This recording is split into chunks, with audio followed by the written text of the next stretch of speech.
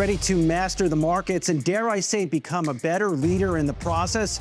Well, Yahoo Finance has you covered with our new full suite of original podcast content. Whether you're a seasoned investor or you're just starting your financial journey, we offer invaluable market insights and strategies to help boost your portfolio, build your wealth, and make you a successful investor. Now let's make some money and get a lot smarter. I've done Yahoo Finance forever. This is a spectacular spot. Welcome to Stocks in Translation. I'm your host, Jared Blickery. Hello, world. I'm Ross Mack. Hi, I'm Bob Powell, and welcome to Decoding Retirement. Welcome to Living Not So Fabulously. Hey, it's me, Tiffany the Budgetista, your favorite financial educator. Welcome to Capital Gains. We're for a few days and everything has changed. From Wall Street to Main Street to the C-suite, we are your daily lifeline because behind every great investor is Yahoo Finance. Join us on yahoofinance.com, the Yahoo Finance app, or wherever you get your podcasts. It's 9 a.m. here in New York City. I'm Shauna Smith alongside Brad Smith, and this is Yahoo Finance's flagship show, The Morning Brief, brought to you by Invesco. Good morning, everyone. Stock futures are rising after retail sales came in stronger than expected in August. We're looking at a month-over-month here gain of 0.1% versus the decline of 0.2 that was expected by economists. Now, even with the unexpected resilience of the consumer last month, markets are still pricing in a deeper 50 basis point cut tomorrow. Traders currently looking at this 67% probability of that 0.5% cut, according to the CME FedWatch tool. Despite traders calling for larger rate cuts, investors are still optimistic about a soft landing. The latest Bank of America Fund Manager survey finding that 79% of investors are betting on a soft landing, up from 76% last month. And Intel shares, they are higher on plans to turn its foundry business into a subsidiary inside the company. The unit will have its own board and be able to raise outside capital. Intel also saying it will expand its strategic collaboration with Amazon Web Services and to take further action to further drive its AI strategy and streamline its product portfolio. Here, shares are higher pre-market.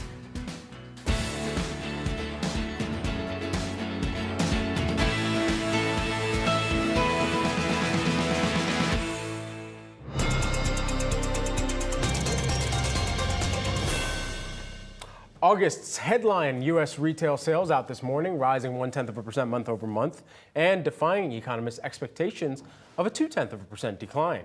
Here with us to break it down, we've got Yahoo Finance markets reporter Josh Schaefer and senior autos reporter Pras Subramanian join in on the morning AM fun here. All right, let's get to it, Josh. First and foremost, I mean, this was not what economists had expected here, but just how drastically was it? Yeah, I mean, it wasn't as bad as economists thought, right? But I wouldn't necessarily call this a blowout number either. When you look at that chart that we just had up, 0.1% increase month over month is not one of the higher numbers that we've seen over the last couple months, right? So when you really put that in perspective, it's not, oh, wow, the consumer is significantly hotter than we expected. It might fit into a little bit of the consumer is slowing down, but not rapidly slowing down, perhaps a la that soft landing theory we talk about a lot here. Maybe it's sort of that read through, and I think that might be why you guys were just talking about Fed futures. You're still seeing 50 bips priced in for tomorrow, that larger cut for the Fed, because again, as we always talk about with retail sales too, it is a monthly print. It is rather volatile. Often it gets revised, so it is not something that people normally take this print and look significantly into. And I wouldn't expect economists to tell us that they think that the Fed is going to overlook this, really dial into this retail sales number just because their meeting starts this morning. I think there's been a lot of other data that shows some signs of cooling. Yeah, exactly. And that was my takeaway, too. When you take a look at this, largely in line, I think, with expectations on many of those fronts. There was a big focus on auto sales here this morning. What are you seeing there, just relative? I mean, maybe what it more accurately tells us about the print that we actually got a month ago. Yeah, so I mean, for August, down a 0.1%, but up 1.3% year over year. So we're still seeing some gains there in terms of the year over year numbers for auto sales, with prices coming down, things like that. But it was July that was the big outlier, up over 3% for the month because of the fact there was the CDK global hack and there was a lot of pent up demand. People couldn't buy in June, so they bought in July and really boosted that number. So kind of a bit back to reality here with the August number. But again, it's up 1.3% for the over year, and I think that's because of the fact that there's still a lot of people that need cars and they're willing to buy, and even with high rates, right? So we'll see what happens when we hear from Jay Powell and crew tomorrow. So that's going to be exciting. You know, Josh, when you take a look at this print, it's so interesting because, like you were just saying, the headline numbers very much largely in line with expectations. Squaring that with the odds, I guess, that traders are betting on a 50 basis point cut rather than 25.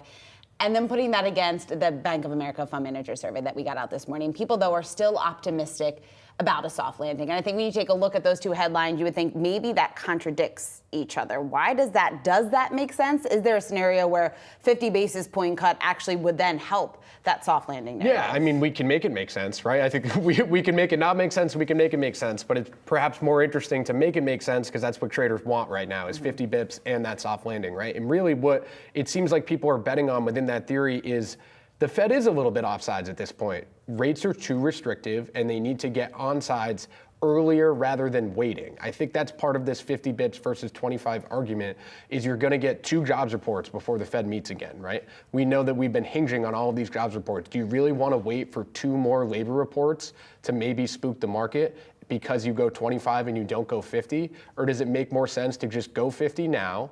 And if they go 50 now and these numbers like retail sales keep coming in solid, the jobs market actually looks better than we thought, they don't need to cut in November. You can cut 50 now and things can be fine, right? I think we've worked ourselves into, well, if they cut 50 now, then maybe they cut 50 in November and we're looking at 125 for the year, or we're looking at 100 for the year. But when you're really thinking about 25 versus 50, there's a part of it of just what you need to do right now to get rates in the right spot, then get more data. We know the Fed wants to be data dependent, so maybe they cut 50 now, wait for some more data, and then see what that data tells you, and we can all argue about it for 6 more weeks. And we certainly will, and we're going to get some of the answers to this less than, I guess, just over 24 hours from now when that meeting decision is released at 2 p.m. Eastern time tomorrow. Josh, great stuff. Thanks so much, and of course, thanks to Pras as well. Well, retail sales topping Wall Street's estimates this morning, dismissing some fears of a slowdown in consumer spending, though it's widely expected that the Fed will cut rates for the first time since 2020. Investors continuing to debate how large of a cut the Fed will enact. With more, let's bring in Stephen Juneau. He is the Bank of America's U.S. economist. Stephen, it's great to have you. So let's first zero in on the retail sales print that we got out this morning. Is this likely to change anything for the Fed? Probably not. Yeah, so we don't think so. I mean, 0.1%, incredibly volatile data always.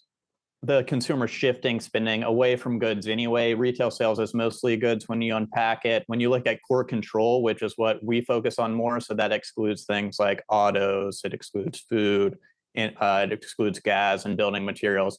That actually rose by 0.3% month over month. You're seeing still very solid consumption from the consumer, both on the good side.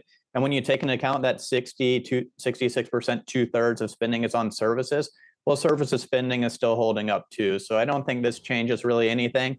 It's kind of a non-event. And for us, we're still calling for 25 tomorrow. And we're not really changing our view on that on the back of this. I mean, with this retail sales print, how would you continue to describe the consumer right now, Stephen, knowing the makeup of how consumers are spending, which you were just breaking down, in that over-indexing into services versus goods right now? Yeah, I mean, I think this is part of a normalization process that we're going through. And we've been seeing this for some time now, where you're finally seeing that spending, that consumer basket really return towards its pre-pandemic basket, where we spend a lot more on services than goods. Obviously, during the pandemic, we couldn't spend on services. So what did we do? We bought a lot more goods. We were at home more. You bought a new TV, you bought a new desk because you were working from home. But now you're seeing that normalization take hold. So for us, a slowing in retail sales, what we're seeing right now, it's not too concerning, right? Overall, when you take a step back, you're still growing on a year-over-year basis. You still have positive job growth, positive wage growth, positive real wage growth on top of that. So that's going to drive overall consumption. And then you layer on the fact that the wealth effect is still positive because financial assets are increasing in price. Well, you've got a good consumer backdrop where you have healthy balance sheets, a lot of income, a lot of wealth. And that's going to really continue to drive the economy and kind of get us that soft landing that we think is very likely.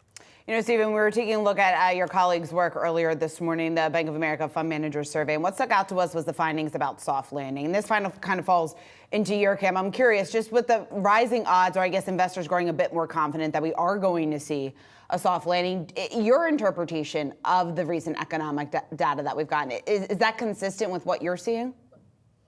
Yeah, I think so. I mean, certainly we've seen some cooling in job growth, but 116,000 jobs added over the last 3 months on average is not really typically a worrisome economy. It's not a labor market that's really turning over. We still have significant labor demand. We still have significant consumer demand. We're not really seeing investment slow down sharply. So where's that kind of hard landing coming from? We just don't see it kind of in the data right now. We do see some normalization, we see some cooling, but that's a soft landing, right? So we think that's very consistent with the data. We think the odds of a recession, of a hard landing, are still low. It would still likely require something kind of outside of the US economy, some type of shock to really push the economy into a recession. But when we look at the data, we're not overly concerned about kind of this gradual slowdown. This is ultimately what the Fed wanted to see. This is kind of what we need to see in terms of the labor market to ensure that we're going to get inflation down to 2% over time. With that in mind, I mean, the characteristics that we've seen of the labor market that the Fed has been paying closest attention to, I mean, it seems like there are, maybe it's just on headline, but maybe it's something that starts to show up in the figures in the future, which is some of the larger companies that are shrinking or reducing some of their workforce or cutting strategically in divisions where there have been big bets. Perhaps they have to pull back on that. There's more scrutiny from investors. Does that start to show up in the numbers, or are these just one-offs and kind of exogenous that are not going to add up to a larger impact here on the employment situation? Yeah, so you're certainly seeing, if you look at certain industries, manufacturing starting to slow down a little bit. We actually saw kind of about a year or so ago, or in 2023 and this year, we saw kind of certain services sectors, finance, technology, who kind of overhired initially. They've actually pulled back. So their employment's more in line with their recent trend. So we're less worried about kind of a broad-based kind of layoff. What we don't see in the overall economy, the overall labor market, is we don't see a lot of overhiring by businesses, broadly speaking. So there's no need for that to kind of really pull back. So we're going to get these headlines. There's always layoffs. I think that's important to remember. You're going to get these headlines. You're going to get them more and more when people get concerned or when risks are kind of perceived to have risen for a harder landing, because that tells a better story. But right now, when you look at the actual data on the labor market, when you look at hiring, it's not telling you that things are really rolling over right now. Stephen Juneau, who is the Bank of America Securities U.S. economist. Stephen, thanks so much for taking the time, as always. Thanks for having me on. Certainly. Another story that we're watching this morning, Intel shares are moving higher after announcing plans to make its foundry business an independent unit with its own board and expanding its partnership with Amazon Web Services, which includes production of new AI chips. Here to break down the plans here with us, we've got Patrick Moorhead, who's the More Insights and Strategy founder, CEO and chief analyst here. Patrick, always a pleasure to grab some time with you. I mean, this is a significant move here for Intel, a company that has gotten billions of dollars in funding from the government, especially set aside as part of the CHIPS Act. With all this in mind, how does this recreate some of the ambitions at Intel that investors will have to kind of reprice as well? Yeah, listen, short-term and long-term impacts here. The CapEx dial down is more of an immediate impact. If you look at the secure enclave deal with the Department of Defense, that's shorter term. But I think the biggest and most important Intel news here was longer term. If you can get the #1 cloud provider to do not just one, but two very custom type of chips for you, one in the foundry and then one a custom server chip, this portends to a very good future. And you add AWS to a Microsoft who committed to Intel's leading edge 18A process. This is a very positive view. And while the foundry spin in, the ink isn't fully dry on that. It's not official. This is something that a lot of the customers who are sitting, waiting, and looking to make a decision on Intel could be waiting for. And if it appears to be independent, I could see Apple, AMD, Broadcom, and possibly even Qualcomm sign up long term. Patrick, when it comes to, I guess, so then is it enough to kind of turn things around at Intel to win back that lost confidence? Or what else? Is it going to be additional partnerships that's going to then bolster that case? Yeah, so long term, this has reduced risk and should increase confidence for investors, Intel long term. Intel still has a collection of products, some designs they need to execute flawlessly on. They also need to get through a successful reduction in force of between 15 and 20,000 people. And that's not easy, right? You have to change the way you work. They're not just selling off subsidiaries or selling off or exiting a business. They're taking layers out.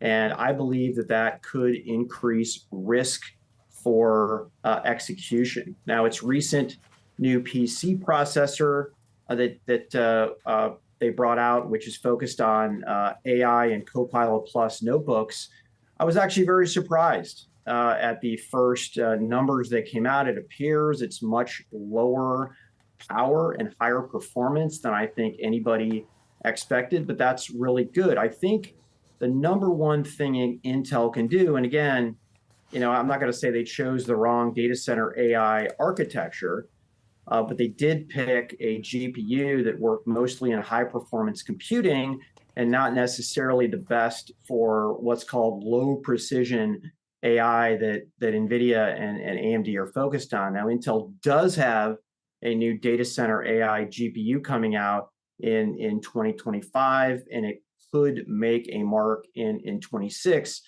But right now, they have to do their best with Xeon processors, but also their Gaudi accelerator that is comparatively to AMD and NVIDIA small. It's about $500 million business at this point. But just having those relationships is important. And what I really like about this custom chip for AWS is its co-development, right? AWS is essentially saying, Intel, I see you as a partner. We want to do more. And probably the most interesting thing that came out of the AWS agreement for me was this very long-term commitment, upwards of 5 years, on a foundry process that the company really hasn't said much about, called 14A. Patrick, a lot to really continue to track with this Intel story going forward here, and we'll see how investors try to price this in the best they can. Patrick Moorhead, Moore's Insights and Strategy founder, CEO, and chief analyst. Thanks so much. Thank you. Appreciate it. Coming up, everyone, we're taking a closer look at Yahoo Finance's pre-market trending tickers and breaking down what you need to know. That's on the other side of the break.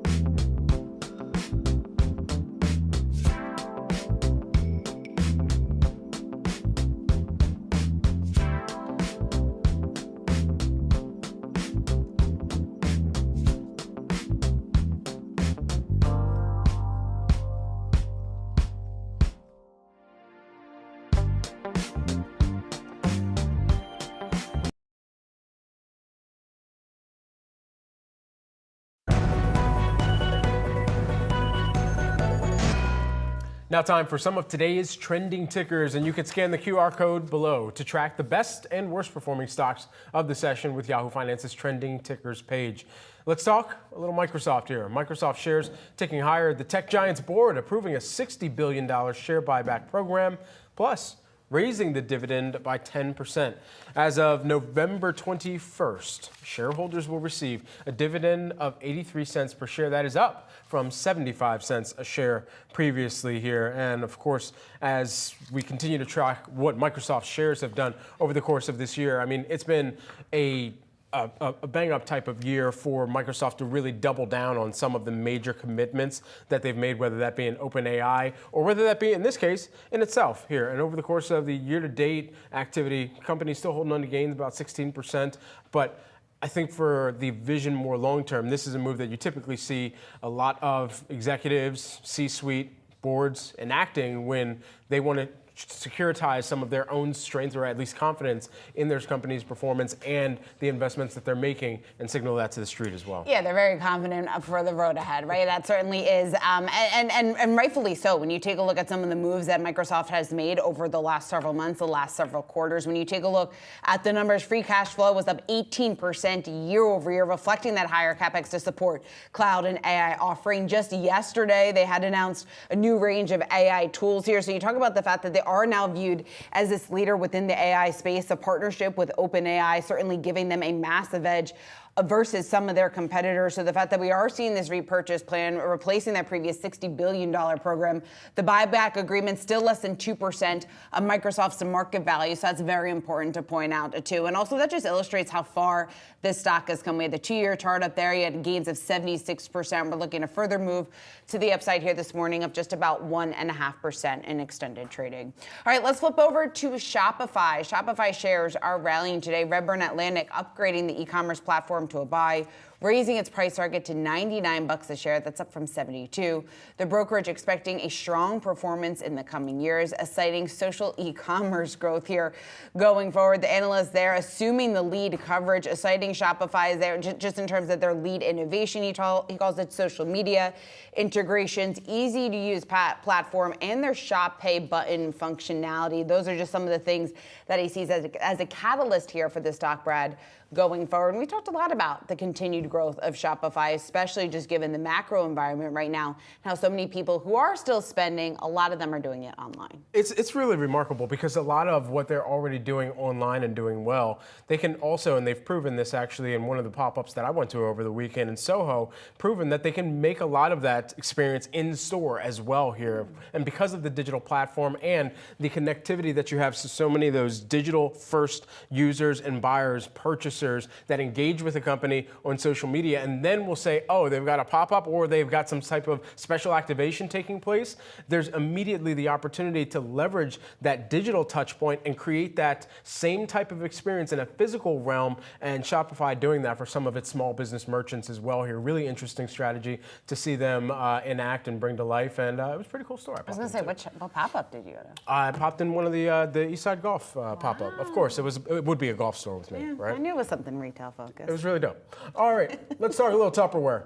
Tupperware brands, yeah, that share is in the red right now. I mean, it's down 7.5% right now, pre-market, but yesterday it closed down, more than 50%. The home goods brand preparing to file for bankruptcy as soon as this week. This is according to a Bloomberg report. This is after Tupperware entered protracted agreements and negotiations, with its lenders about how to manage $700 million in debt. And so in those negotiations, it really does stem back from and the broader market that they really had to lay out, which pushed back their filing and them being even able to file their most recent quarterly report. So thinking through that and what they were citing with the 10Q that they eventually had to publish there, I mean, just look at the amount of DoorDash orders or caviar orders that you have. Do you need to buy Tupperware these days? You just keep the lids, you keep the plastic. And I'm a big Tupperware fan. I mean, yeah, they have a superior product, but I just don't need to go buy for the upcharge. Right, and I also think that they have so many competitors out there who are making their products very similarly at a cheaper price. And I think that's been a huge headwind here for the company. And this is just the latest in a development that has been a struggling company, to say the least, firm for the last several years. You talk about the fact that earlier this summer they made plans to close their only U.S. factory, lay off almost 150 employees. They brought in a new CEO not too long ago. They had new leadership, Lori Ann Goldman. She took over at the helm. It doesn't look like she was able to change the outcome that much, or maybe I should say the desired outcome, what they were really aiming for here over the last couple of years. But they've been trying to turn around this business for years. They warned of doubt about their ability to stay in business now for quite some time. So again, if we do see this filing here for bankruptcy, which we are now expecting, to no surprise, we're looking at substantial pressure on shares yesterday, and then, of course, falling even further today in the pre-market. Yes, indeed. We'll continue to track that, guys. Coming up, just moments away from the opening bell on Wall Street, we'll speak to one investor, both buying stocks and bonds ahead of the Fed rate decision. That's next on Morning Brief.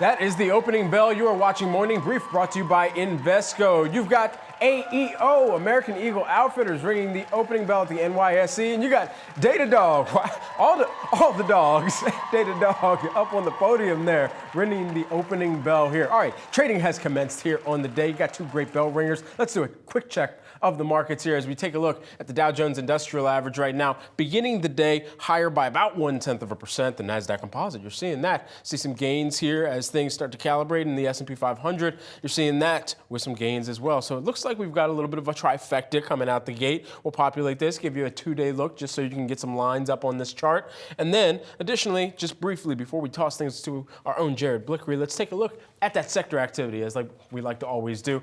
Technology right now, that's leading the pack to begin today's trading activity. Out of the gate, you're seeing that up by a little more than 1% right now. Pulling up the caboose, though, you've got healthcare. That's down about 0.4%. And just lastly here, a look at the Dow components. 30 Dow components, we got them here for you up on the screen. It looks pretty mixed here on the day. You got gains in Microsoft right now. You got gains in Amazon. You got a little bit of a smidge of a decline here as iOS 18 is trending on X or Twitter this morning, Shauna. I cannot wait for my phone battery to just be blasted by any update that comes through. Oh, and it will be. Don't you worry there, Brad. Just give it some time. All right, let's kick it over to Jared Blickery with a closer look at some of the movement that we're seeing here at the open. Jared. Well, thank you, Shauna. I am looking at the U.S. dollar index, which is bouncing, but just ever so slightly up a whopping 1 basis point off of potential support. I'm going to put some lines on this chart and give you a 3-year look so you can see we are right at the bottom end of this trading range that has persisted for about 2 years. And I thought we might have gotten a little bit of a liftoff. We haven't done that so far, but we've still respected these levels. So this support area of about 100.50 is still in play, and we'll have to watch and see how that plays out in the market. And we also want to take a look at gold futures. Those have been on the move recently. You can see up almost 50% over the last 3 years. This year alone, gold futures up 26%. I don't believe we have another record today just yet. You can see we're down fractionally. I'll give you the overnight view. But we've definitely seen activity pick up without any real catalyst here. And just back to our prior dollar discussion, if the dollar just break through that support line, that would just be an incredible catalyst for a further boost there in gold. And might as well bring up silver as well. There's a lot of excitement over silver, a lot of activity in the call options last week that kind of attracted people's attention. I'm going to give you a 20-year chart of silver futures here. I'll put some candlesticks on, and you can see what traders are getting excited about. It's this giant cup and handle pattern that could see a breakout, but this pattern being over 10 years old could take a while to develop, and we'll have to see if it gains any momentum. But right now, we are seeing some interest in silver. This is a year-to-date look, and you can see we've got a little bit of a flag right here that we just broke out of. So on a very short-term basis, we have just turned bullish on the technicals there in silver. Finally, I want to wrap it up with the sector action one more time. Brad did an excellent job. Looks like consumer discretionary has taken the pole position. That is edged out tech. Also, communication services up 0.5%. All three of those outperforming. That means the mega caps are in charge today. Healthcare, staples, the only sectors in the red right now. Shauna? All right, Jared, thanks so much for breaking that down for us. Well, as the Federal Reserve kicks off its 2-day meeting in Washington, our next guest saying that he's adding to duration while simultaneously being overweight risk assets as the Fed may move more swiftly than anticipated. And as the consumer shows some signs of durability, we want to bring in Eric Friedman. He's a chief investment officer for U.S. Bank Asset Management Group, which oversees $470 billion in assets under management. Eric, it's great to have you here. So talk to us just about what you think is already priced into the market. Here we are. We're going to get the Fed rate decision tomorrow afternoon. There's a massive debate going on between 25 basis points, 50 basis points. I guess my question to you this morning, given the current higher odds of a 50 basis point cut, what happens if we only get 25? Yeah, it's a great question, Sean, and good morning. I think the key thing for market participants is to really get a better sense of the Fed's path. And when we say the path, we ultimately care most about where will rates settle out over time. Clearly, the 25 versus 50 basis point debate is the current event. But we think the bigger issue is where will the Fed normalize? Before the great financial crisis, you had Fed funds really at about 6.5%, 7%. That was like the steady state level where they hung out.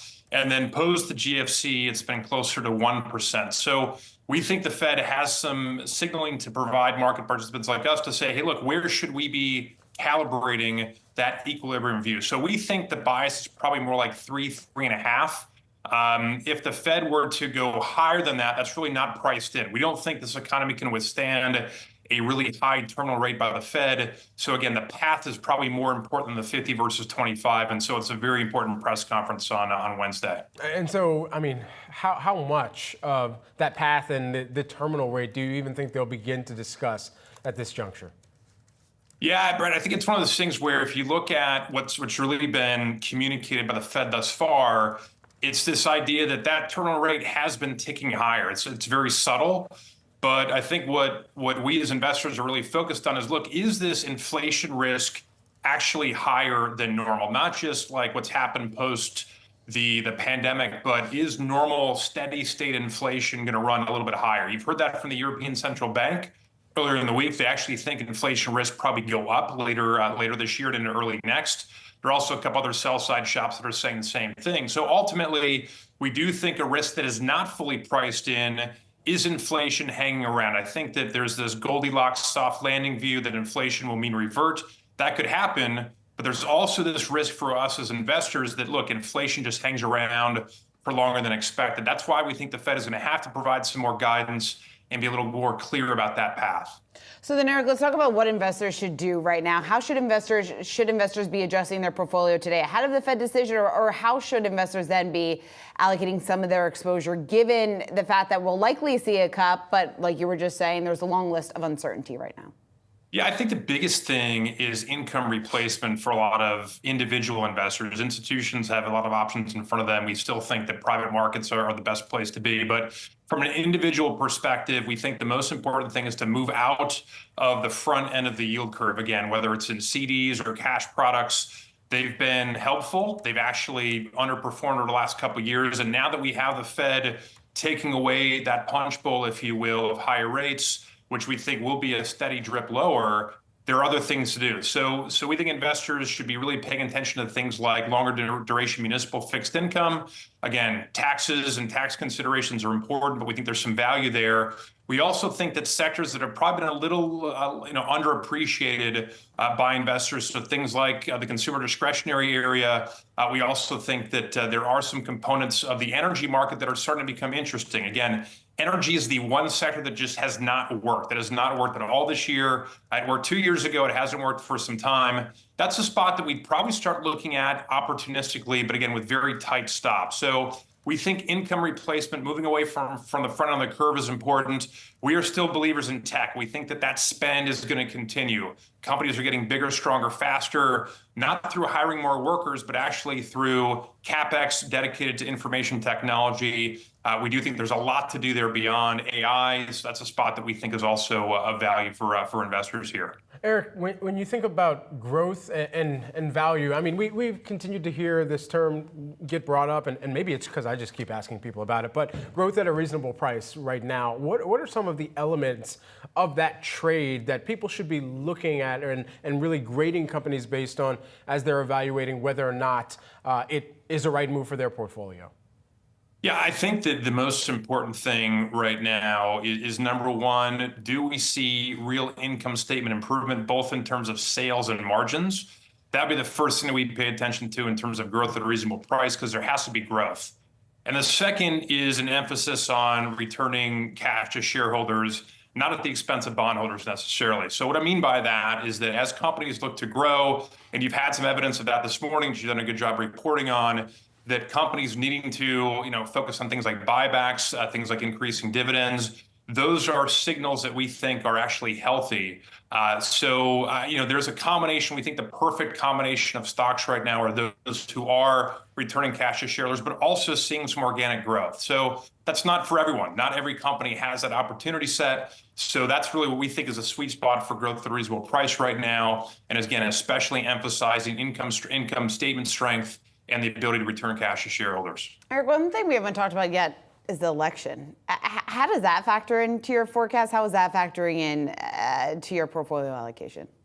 Yeah, it's a great question. I mean, I think the biggest thing for us is there really has not been enough substantive policy to get into the, let's call it the micro sectors that we normally would look at from an election standpoint. Again, things like regulation in tech, things like what's happening in drilling, those would be important. But I think the key thing for investors right now is to really pay attention to considerations around taxes and tax rates. So back to the idea of municipal fixed income, which is this like sleepy sector that actually has some good underlying cash flow, but does have some value state by state. So we do think emphasizing municipal fixed income makes sense. Also extending duration when you have opportunities to do so, we think that's a good spot to be. So I do think that defense, in terms of our stack rank of interesting sectors to play off of the election, but we need more details, would be defense, and then technology, and then finally the energy space. But right now, we just don't have enough substance. It's probably going to be something we learn more about in November, December, kind of the aftermath of the election, as opposed to playing something in the election. That's how we're looking at things right now.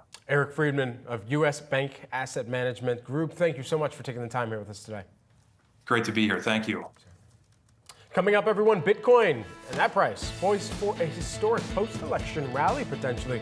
Just how high, you ask? Well, find out more on the other side of this break. It's up right now.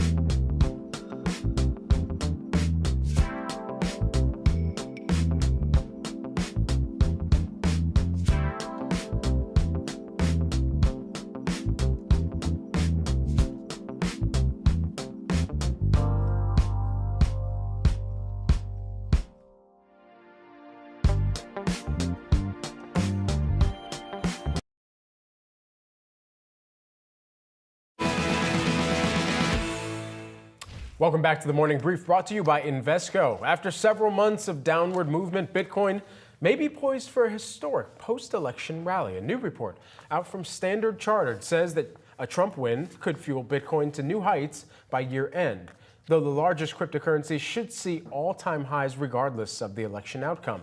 So just how high could Bitcoin go? Let's bring in Jeff Kendrick, who is the head crypto research at Standard Chartered. All right, take us into what the expectations are here in either outcome for the election, for at least the top seat in the balloting. Absolutely. Thanks, Brad. So I sent a report the last couple of days. I think we go to fresh all-time highs by the end of this year, no matter what happens in the US election, it would be relatively clear that a Trump presidency should be more positive, given he's been relatively constructive on Bitcoin in particular, but also the broader digital asset space over the last couple of years. So in his victory scenario, I predict we go to 125,000 for Bitcoin by the end of this year. In the Harris scenario, again, I think we do go higher, but to about 75,000 by the end of this year. And that's because Harris is definitely not President Biden. So President Biden has been quite negative on the sector the last few years. Earlier this year, in May, President Biden vetoed the SAB 121 repeal bill that had passed through the House and the Senate. So I think now that the sector has become politicized, if you like, it'll be very difficult for a then President Harris to do a similar repeal to what President Biden has done. So again, a somewhat positive story, but a much more positive outcome in a President Trump 2.0. And Jeff, we know that former President Trump has been supportive, or saying that he will be supportive if he were to be elected. I'm curious how you view that then playing out on a regulatory basis, and how then we get, or how quickly we could get, if it's to 125,000 by the end of the year, then what does 2025 look like? So markets will normally run ahead of themselves, which is by the end of this year, we'll have no changes, of course, because President Trump 2.0 will only take the White House in late January. But markets will be looking forward to a few likely outcomes. The first very likely, I suspect, will be the removal of SAB 121, which restricts some US banks' dealings in spot and other custody type issues in the digital asset space. So I suspect that will go. I think it might go anyway under Harris, but almost certainly under Trump. You'd very likely see a change at the top of the SEC. The SEC under Gary Gensler has been also very negative on the sector in the last few years, although we did see a little bit of a pare back of that late last week around the security type issue. But that probably would be removed as well. You'll probably see more ETFs relatively quickly. Solana, I would say, would be the most likely third one. So that's probably the big ticket, let's say, regulatory changes. And given what's happening more broadly in other asset markets, I suspect it makes sense to be buying Bitcoin and other digital assets anyway. Specifically, you've now finally started to see the US Treasury curve, albeit very, very slightly, 10-year yields are above 2-year yields for the first time for a number of quarters now, and that's a marginally positive story. Within that as well, you've got inflation expectations up a bit, whereas real yields are down a bit. So again, that should be helping at the margin. And I suspect next month, we'll probably also get a more positive outlook on the ETF inflows to Bitcoin, which have been very, very soft through the summer months. We're about $17 billion so far this year. I suspect those inflows pick up again into the fourth quarter. So each of those stories should see us higher. If it's a Trump victory, quite a lot higher, up to 125 year end. Next year, I think 200,000 by the end of next year, no matter who's in the White House. And then, Jeff, just with the Fed expected to cut rates or tomorrow, excuse me, how does that then just bolster the case? And I guess how much of that then is going to fuel some of this optimistic outlook?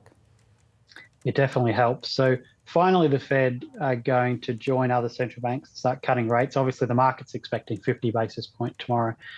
Your previous guest, Eric, was talking about the detail of that. Clearly, the detail will be important for digital assets and Bitcoin specifically as well. I'm watching what the 2's10 curve does. So if the 2's10 curve steepens up more than it is now, and so by which you'd probably need the Fed to cut 50 and guide the market to continue to expect a lot of rate cuts over the next number of meetings, you'll probably see that yield curve steepen up. And normally, a slightly steeper yield curve is better for Bitcoin and other digital assets more broadly. If I heard you correctly a moment ago, you just said 200,000 by the end of the next year, no matter who wins the White House. So why the immediate dispersion, at least in the modeling, where you're seeing 75K by the end of this year under Harris win, and then 125K after in the case of a Trump win? I suspect the market will initially sell Bitcoin on a Harris victory. I'd be a buyer into any dips, but I suspect the market may be negative on what a Harris administration might do, given where the Democratic Party has been for the past few years. But I suspect the reality, once she was in seat early next year, might actually end up being okay for the industry. We'll probably still get changes at the top of the SEC. We'll probably still get some of those regulations like SAB 121 removed. We'll probably still get some ETFs. So market expectation, let's call it for the first 3 to 6 months post-election, could be negative in terms of what she's going to do, but I suspect we'll actually end up in the same place anyway, because by the end of next year, I'd expect ETFs, SAB 121 gone, etc. All right, Jeff Kendrick, head of crypto research at Standard Chartered. Thanks so much for hopping on with us here today. Pleasure. Keep right here on Yahoo Finance. We're just about 20 minutes into the trading day and taking a look at how things are shaping up. Some gains here ahead of the Fed's expected rate cut decision tomorrow. You look at the Dow up just above the flat line, as well as the S&P, the Nasdaq leading the way here this morning. We'll be right back.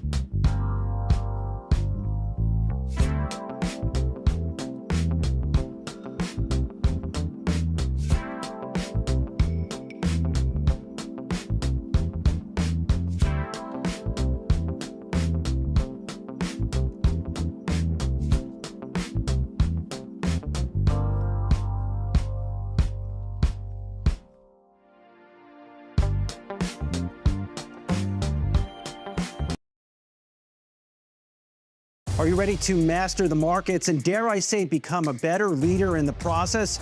Well, Yahoo Finance has you covered with our new full suite of original podcast content. Whether you're a seasoned investor or you're just starting your financial journey, we offer invaluable market insights and strategies to help boost your portfolio, build your wealth, and make you a successful investor. Now let's make some money and get a lot smarter. I've done Yahoo Finance forever. This is a spectacular spot. Welcome to Stocks in Translation. I'm your host, Jared Blickery. Hello, world. I'm Ross Mack. Hi, I'm Bob Powell, and welcome to Decoding Retirement. Welcome to Living Not So Fabulously. Hey, it's me, Tiffany the Budgetista, your favorite financial educator. Welcome to Capital Gains. We're off for a few days and everything has changed. From Wall Street to Main Street to the C-suite, we are your daily lifeline because behind every great investor is Yahoo Finance. Join us on yahoofinance.com, the Yahoo Finance app, or wherever you get your podcasts.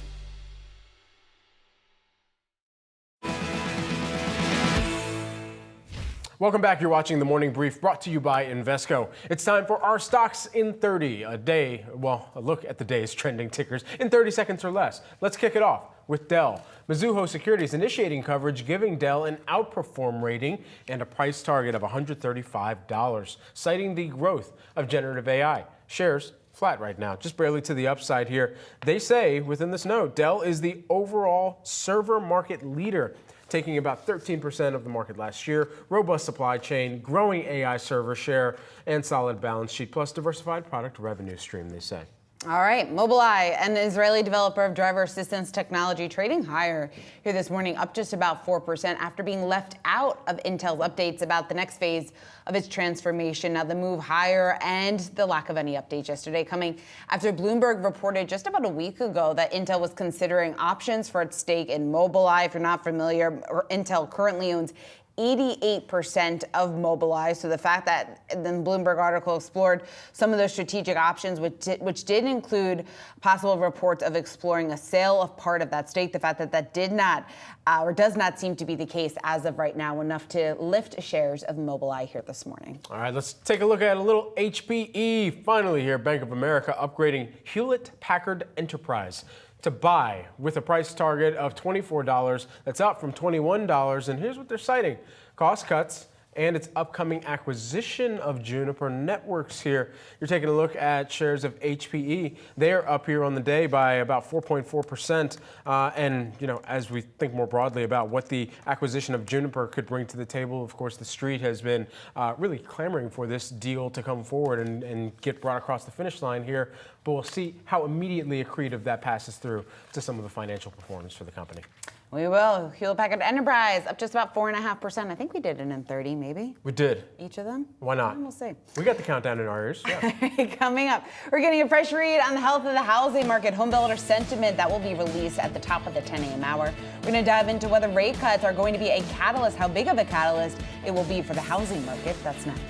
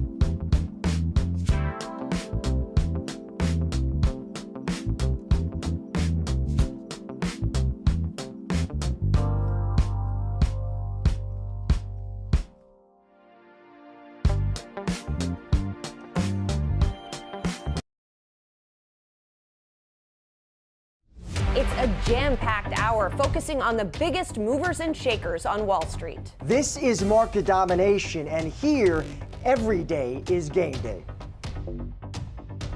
We have 1 hour left until the market close.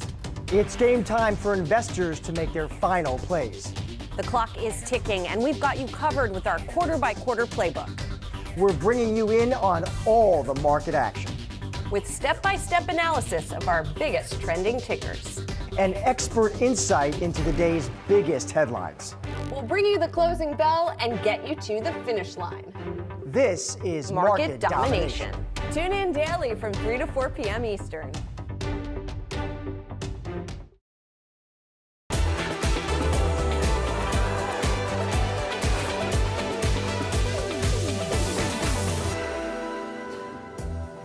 Welcome to Catalyst. I'm Shauna Smith alongside Madison Mills. 30 minutes into the trading day, we've got three catalysts for the market: rising home builder confidence, market positioning ahead of rate cuts, and Wall Street's view on the election. Home builder confidence data coming in at 41. That is right in line, but ticking up from the month of August, indicating a higher level of conviction in the future of the housing market. But the question, could rates drive even more of that confidence and activity in the housing sector? We'll discuss.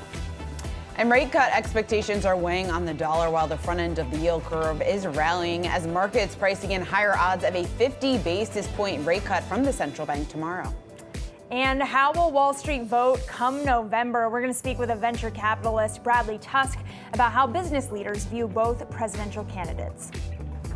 All right, let's kick it off with that breaking data that we've got out on the Home Builders Confidence Index, coming in at 41, better than what we saw last month, up from the previous reading of 39, very much in line with expectations in this release, saying that the mortgage rates declining by more than 0.5 percentage point from early August through mid-September, that builder sentiment edging just a bit higher this month, but it comes even as builders continue to grapple with rising costs. And we know affordability was a real issue here, why we did see that index fall to that 39 level the previous month. So in September, rising to 41, yes, a bit of an improvement. But Maddie, when you take that into account, just more of the macro factors that are going on right now, I think there's lots of debate about how much of a catalyst rate cuts are going to be down the line and what's necessary really to see further improvement in home builder sentiment here, given the fact that affordability really remains the crucial issue here for so many investors and obviously for those within the industry as well. That's exactly right, Sean, and it'll be interesting to kind of digest this data as we head into that Fed meeting tomorrow,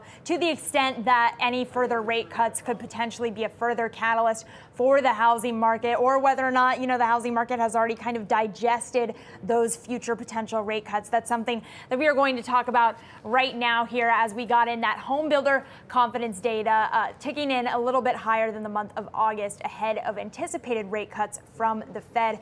We've seen mortgage rates come down already, now just above 6%. That's according to Freddie Mac. Joining us now to discuss, we've got Brad Case. He's the chief economist for Middleburg Communities. Brad, it's great to have you on here. So obviously the home builder data not coming in and kind of shaking the boat too much. I don't think this is going to be the deciding factor of 25 versus 50 as we head into tomorrow. But I'm curious from your perspective, do you think that this data is reflective of future rate cuts to come, or are there still kind of anticipatory moves that need to happen for the housing market to digest those upcoming potential rate cuts? Yeah, it was great to see that very slight uptick in the confidence index.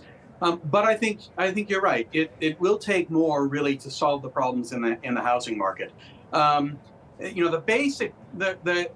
cut in interest rates when it comes is not really going to solve that problem. The basic problem with single family owner-occupied housing is just that it's way too expensive. It is overvalued to the extent that it was back in 2006 before house prices crashed. And so the essential problem is that people don't want to take a highly levered investment in an asset whose price may come down sharply.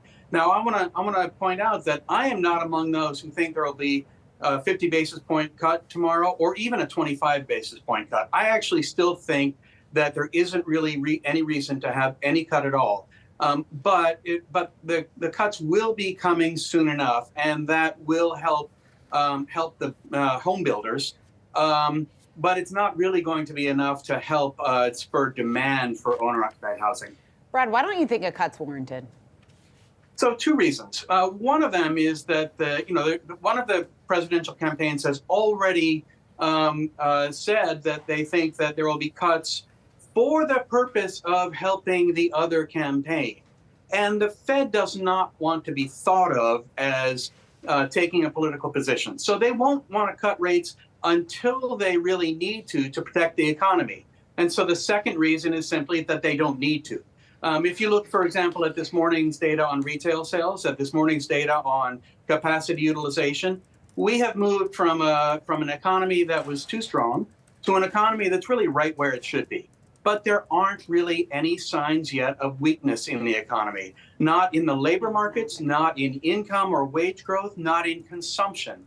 And so the Fed doesn't need to cut rates. They have given themselves room to cut rates if the data start to say that they need to, but they don't need to. It's still a very good economy. I just want to clarify, Brad, you're saying that they shouldn't cut tomorrow, not that you think that they won't cut tomorrow, right? Because Jay Powell made that very clear. I am saying that I don't think they need to cut tomorrow, and therefore I think they won't. Not that they shouldn't, but that they don't need to.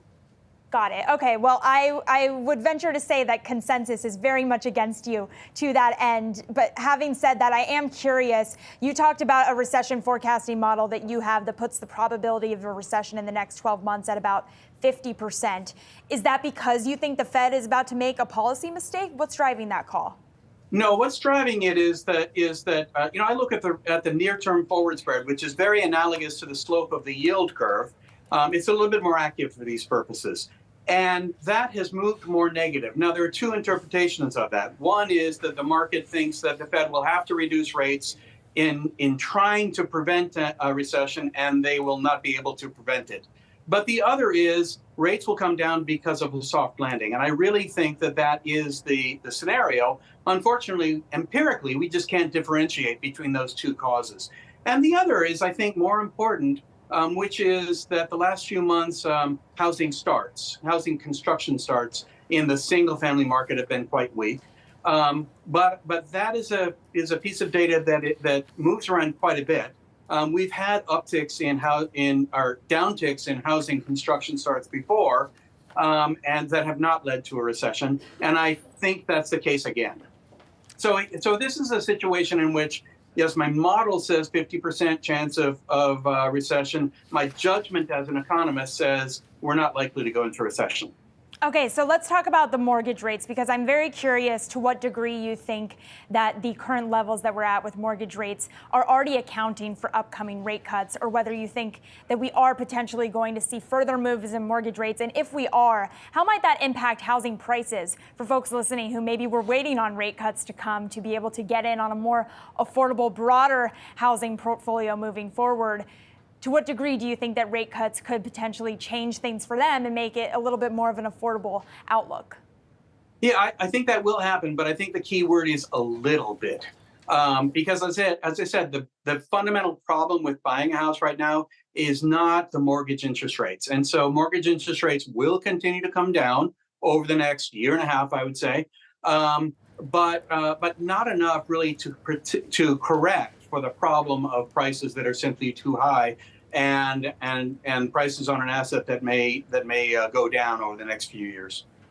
So heading into tomorrow, Brad, I do just want to leave it on this, because I know that you are not necessarily thinking that the Fed should cut by 25 or 50, but I would venture to guess that we're going to get one of those two. Which do you think would be the bigger mistake?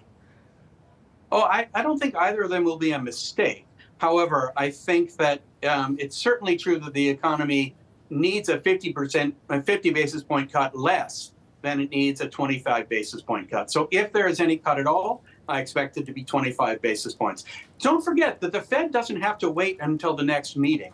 If data start to show real softness in the economy, they can certainly make a cut in interest rates between meetings. But I think that it's more likely that they will wait for the November meeting to start cutting interest rates. All right, Brad Case, Middleburg Community's chief economist. Thanks so much for joining us.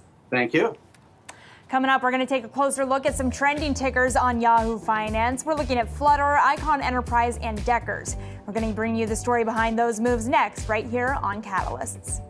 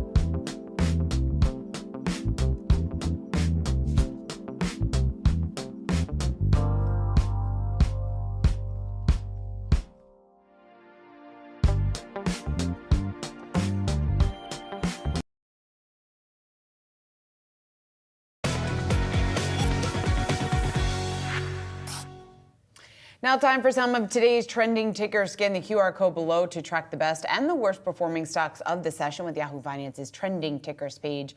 Looking first at Flutter Entertainment, which owns and operates FanDuel. The sports betting platform has agreed to purchase a Playtex Italian gambling unit for $2.6 billion. Now this comes after Flutter purchased a majority stake in the NSX Group, Brazil's fourth largest online gambling operator. And Maddie, this is very much a continuation of the same or similar moves that we have seen since Flutter, capitalizing on this momentum that they're certainly seeing here in the U.S., expanding overseas. And it's also something we talked to Barclays analyst about last week, just the M&A, the possibility, what exactly that pipeline looks like. And he very much signaled that we would be seeing deals like this as Flutter does look to expand further and expand further into Europe. So again, this move, I would think, would be a welcomed one from the street. And that could be a big reason why we are looking at shares up nearly 2% here this morning. Yeah, it's interesting because to your point, it is kind of a continuation of movement we've already seen from Flutter, really focusing on expanding internationally, which is certainly something that came up during our conversation with the analyst over at Barclays. It's interesting, too, to point out that the value of gambling deals and joint ventures globally has quadrupled in the last month, according to an analyst over at Bloomberg Intelligence. So it makes sense that Flutter is expanding internationally. Having said that, in that chat with Barclays, the analyst did mention, too, that some of the kind of legacy players in this space, one that I was asking about specifically was Fox, if they do start to kind of get ahead and start to really get in on a game that they kind of been behind on, actually, when it comes to sports betting. That could potentially lead to a little bit more competition for some of these newer names who are legacy within the sports betting space, but they're not as much legacy names in the broader media and entertainment space. So that could potentially be a headwind for a name like Flutter moving forward if we do see more of that activity moving forward here. All right, let's move over to Icon Enterprises. The stock rising after a U.S. District Court dismissed a class action lawsuit that accused Carl Icahn and the company of defrauding shareholders. The lawsuit stemmed from a May 2023 Hindenburg research report that accused Icahn of overseeing a, quote, Ponzi-like economic structure by inflating the company's share price and paying excessive shareholder dividends. The stock climbing 15% late Monday following the dismissal of that announcement. You can see right now, though, shares are up just nearly 7% here. And it's interesting given that we have kind of been following this story for a bit. This is a continuation of challenges with Icon Enterprises. And I also am just taking a look at what we're seeing in the share price movement following the close yesterday. It was some of the biggest movement in the stock over the last 10 months here, given the amount of activity we've seen on Icon. I find it interesting that we're seeing that much activity now when it comes to Icon stock in particular. And it's likely something that we're going to continue to see moving forward, Shauna.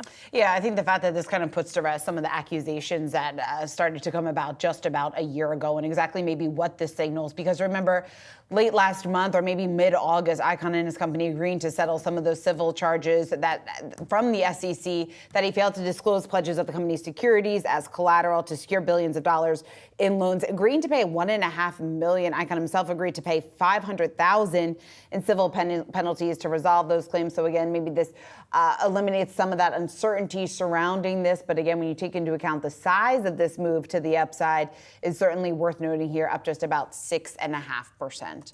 All right, let's take a look at Deckers Outdoor, which owns popular shoe brands like Hoka, Uggs. Shares rising here this morning during its first trading day since a 6-for-1 stock split. Shareholders approving the split at the company's most recent annual meeting. The stock has risen close to 80% over the past 12 months and is up 550% over the past 5 years. Shareholders have previously approved a 3-to-1 stock split back in 2010. Again, when you take a look at the share price now, $156, $156.41 a share here this morning. Again, over the past year, we've seen massive gains in the stock, and this is just the last company to do so, right? And Maddie, they do this, they do a stock splits in order to make it a bit more affordable, a bit more accessible to retail traders, to other investors out there, very similar to what we have seen from some of the other larger names, namely NVIDIA, that we track very, very closely. But again, Deckers Outdoor now sparking even more interest following this stock split here from the company. And to your point, some of the big retailers as well. I think about Walmart's stock split from, I want to say, early this year or the end of last year, they had a stock split as well. And part part of the reason behind that was to make the ticker a little bit more affordable for employees, something that Decker's also talking about in their release of this stockholder approval for that 6-to-1 forward stock split moving forward here. Having said that, also certainly something that makes stocks like this a little bit more attractive for retail investors. And this is a name that has been performing very well considering the success of Hoka and Uggs and Teva as well. So it'll be interesting to see whether or not we get a little bit more retail activity on a name like this. All right, we've got all of your markets action ahead right here on Yahoo Finance. So stay tuned for more. You're watching Catalysts.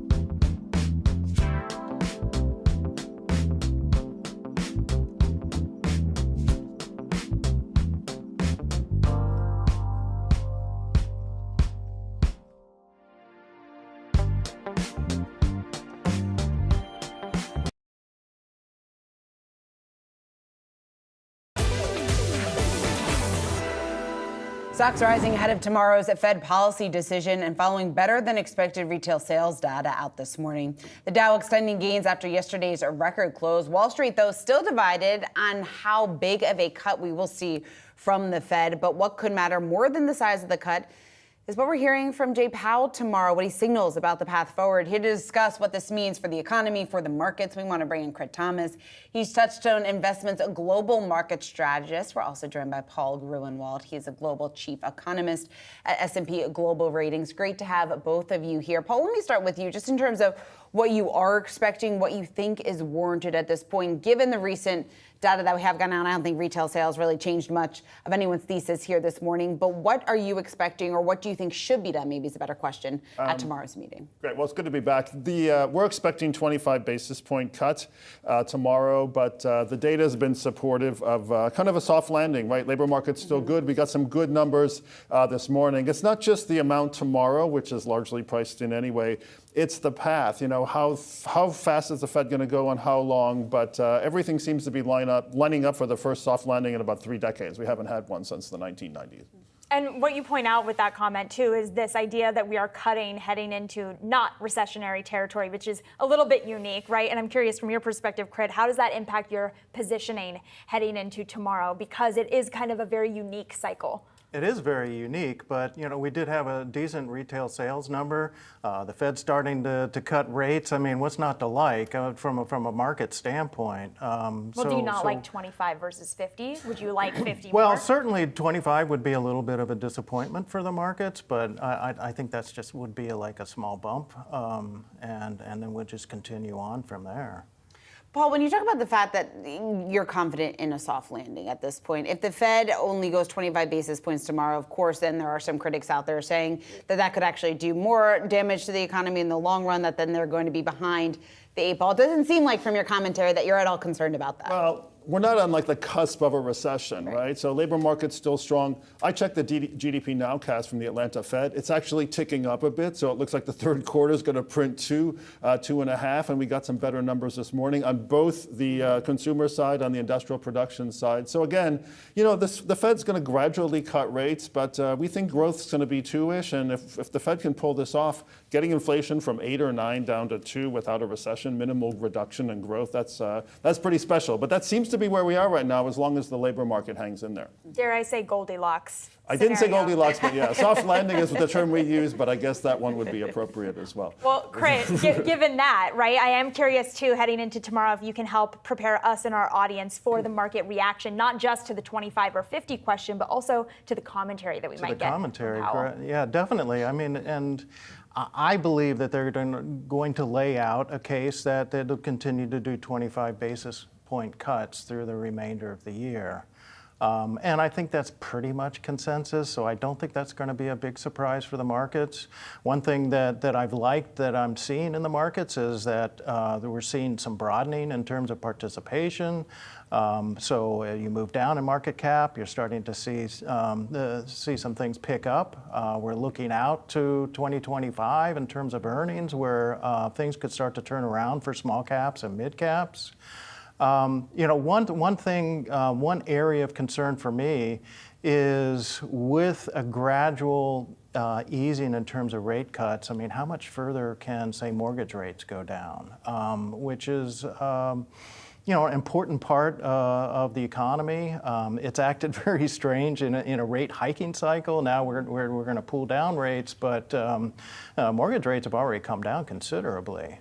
And I think that there's a lot of people anticipating that, say mortgage rates get down below 6% or something, that could kick off the housing. But I don't know. Do you get even to 6%? So you don't think we will?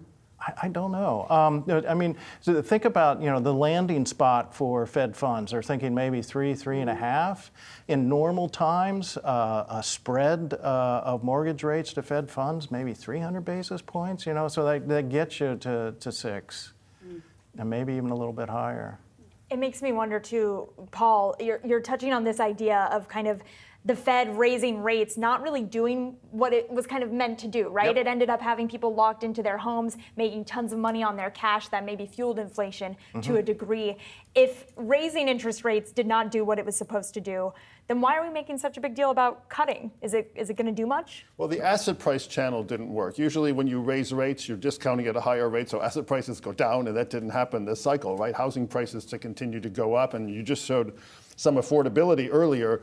Lower rates are going to help, but it's really the price effect that's keeping people locked out of the market, and then we've got to get supply going. But there's been some weird stuff, right, going on with rates and asset prices. It's going to be asymmetric because as we go and cut rates, people aren't going to be refinancing because they're already locked in. So that particular channel is not going to be there. I agree, we may get some more people coming into the market, but I'm not sure 6 for the mortgage rate does it, right? It's more of a price effect, I think, than a rate effect, and that's going to take some time.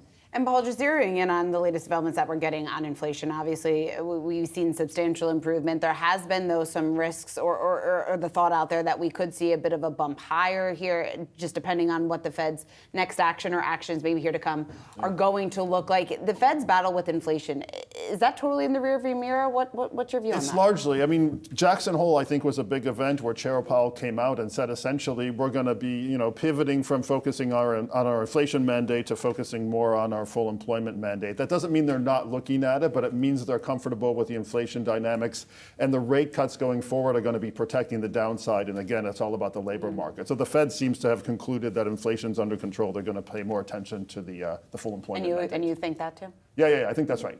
And Craig, I can't let you go because we are nearing the end of our time together, unfortunately, guys. But I can't let you go without asking about why you're underweight large cap growth. That seems like a contrarian call to me in this environment. Well, there's a tremendous amount of stock-specific risk within the growth index. And I'm a strategist, so I have to look at things from an index standpoint. I don't want to take all that stock-specific risk. And also the leaders, the Mag 7 or whatever you want to call it, they've had a tremendous run. So I think that risk has increased dramatically.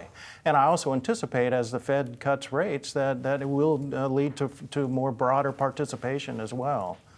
Is that a positive for stocks? Is I that think a bullish so, signal? yeah. Mm-hmm. Even if it means that large cap comes down a little bit?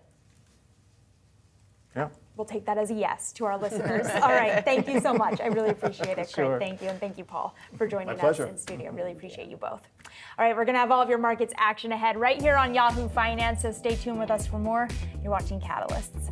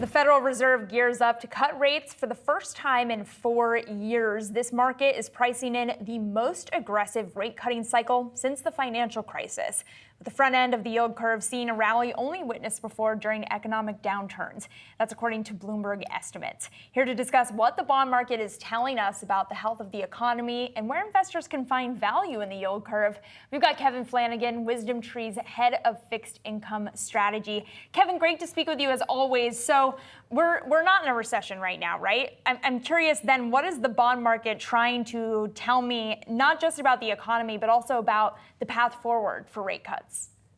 That's a fantastic question. When you look at pricing, say, just in the Treasury market, I would argue that right now, based upon the economic numbers, sure, the jobs numbers have cooled off a little bit, but there's nothing screaming within the data that would suggest, we need to go into a recession prevention mode. And that's what it seems like the bond market's trying to tell the Fed, that, hey, if you don't go big, you're behind the curve already, you're going to continue to be behind the curve, and that we're going to have problems in 2025. So then, Kevin, if the Fed does act, maybe what is more thought along the lines of, I don't know, more realistic is maybe the better way to put it, market watchers right now, what does that then tell us about some of the activity that we will see in the bond market? Could we see a correction? Well, yeah, I think, listening to your guests you had on before made a lot of good points. And I think it's not just the actual size of the rate cut tomorrow, but also, the summary of economic projections, the dot plot. How is it framed? How is it referenced? What does Powell tell us at 2:30? Those could all prove to be almost equally important, especially if they only go a quarter point, which at this stage of the game, if you look at history, there's nothing out there that would suggest, I got to go 50, I got to go big. But the market's given the Fed the green light. So, it's going to be a very, very close call. So then, Kevin, if the Fed does go 25 instead of 50, what do you think that likely reaction is going to look like tomorrow? Is there anything investors maybe need to keep in mind as they position themselves ahead of that decision? Yeah, that's where the dot plot, the Powell press conference, will be very important. How is it framed? In other words, is it 25, but we can go bigger? It's all going to be data dependent. I still think no matter what, a 25 basis point rate cut will be viewed by the bond market as a disappointment. I mean, you have a 2-year Treasury yield today before retail sales, 3.5%. We're at 5.25, 5.5 on funds. You've already priced in 6, 7, 8 rate cuts there. You have a 10-year Treasury around 360. A lot of quote unquote, what we say, good news is already priced in. So it's almost as if the bar has been raised very high for the Fed to maintain this rally. It makes me wonder, too, if we do start to get a rate cutting cycle and then we see any type of potential for inflation reaccelerating, what could that do to the yield curve? I love it. The other side of the trade, as we used to say on the trading floor. Nobody talks about that anymore. If you look at year over year core CPI, I know that's not the Fed's preferred gauge, 3.2%. It's the highest it's ever been to begin a rate cut cycle since 1989. So, we have seen the disinflation trend continue, but what happens, I don't even, suggest if it reemerges, what if it just stalls out here and the economic numbers come in okay, nothing great, but still showing a soft landing. Once again, it gets back to what's already priced in, and it's a lot of good news has already been discounted. That's what has me a little bit concerned here. Kevin, switching gears just a bit here, keeping with the theme, obviously, of the expected rate cuts, but more focused on earnings and maybe what that tells us about the equity market valuations right now. Lots of optimism about what earnings growth is going to look like when you look out beyond 2024 and into 2025. How supportive do you see the macro environment being for equities heading into 2025? Well, I think, typically speaking, a bond guy does not get too far into the equity realm, so I'll be careful with my answer here. But, again, a scenario you're at right now where the numbers aren't screaming for a big Fed rate cut. And regardless, the Fed goes 25, it goes 75 for the rest of the year. You get more rate cuts next year. I would argue that the monetary policy backdrop, the macroeconomic backdrop, unless we see something surprising and the payroll data, should continue to provide support for risk assets. So let's just go classic then, Kevin. Given everything that we've talked about here, where do you find the best potential value across the yield curve right now?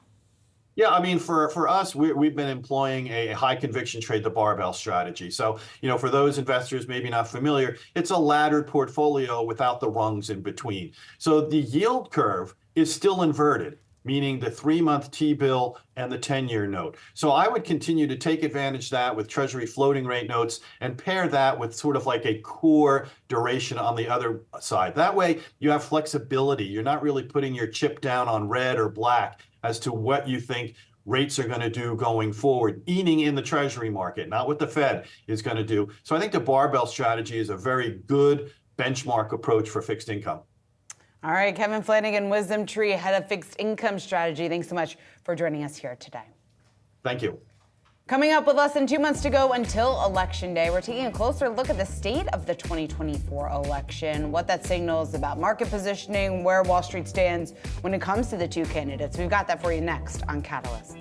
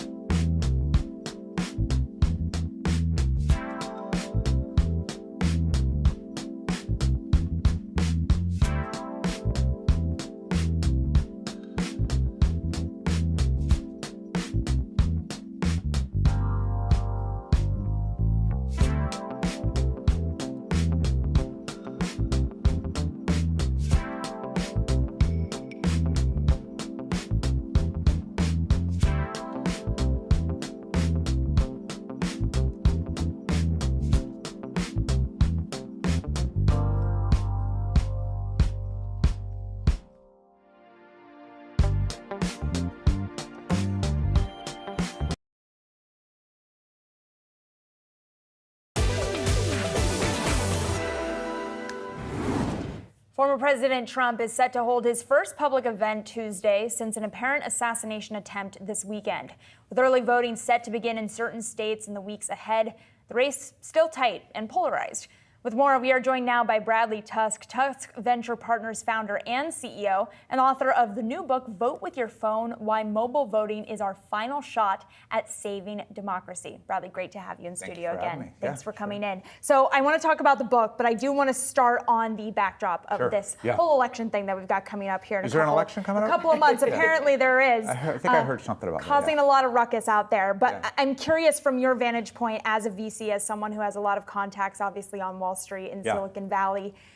What are you hearing that's different today about any contention points between people still deciding between Harris and Trump and which is better for business versus when she first took over for Biden? Yeah, I mean, I think the good news is what you're hearing right now, at least, is that people feel relieved that Joe Biden is not going to stay in office. And while the economy in certain ways did do very well under Biden, especially from a tech perspective, whether it was the FTC or the SEC or AI policy or whatever else, there were definitely concerns about his administration. And I think if it's Trump, from a tech perspective, people will feel like they'll have a more friendly kind of regulator. And if it's Harris, she is younger, she's from Northern California, she understands tech in Silicon Valley. So the good news is I think people are, at least from a pure business standpoint, a little less concerned than they might have been a couple of months ago. Now, obviously, we all have this sort of dichotomy where part of how we choose to vote is based on our pocketbook. Part is based on particular issues that we care about, and they could be policy or social issues.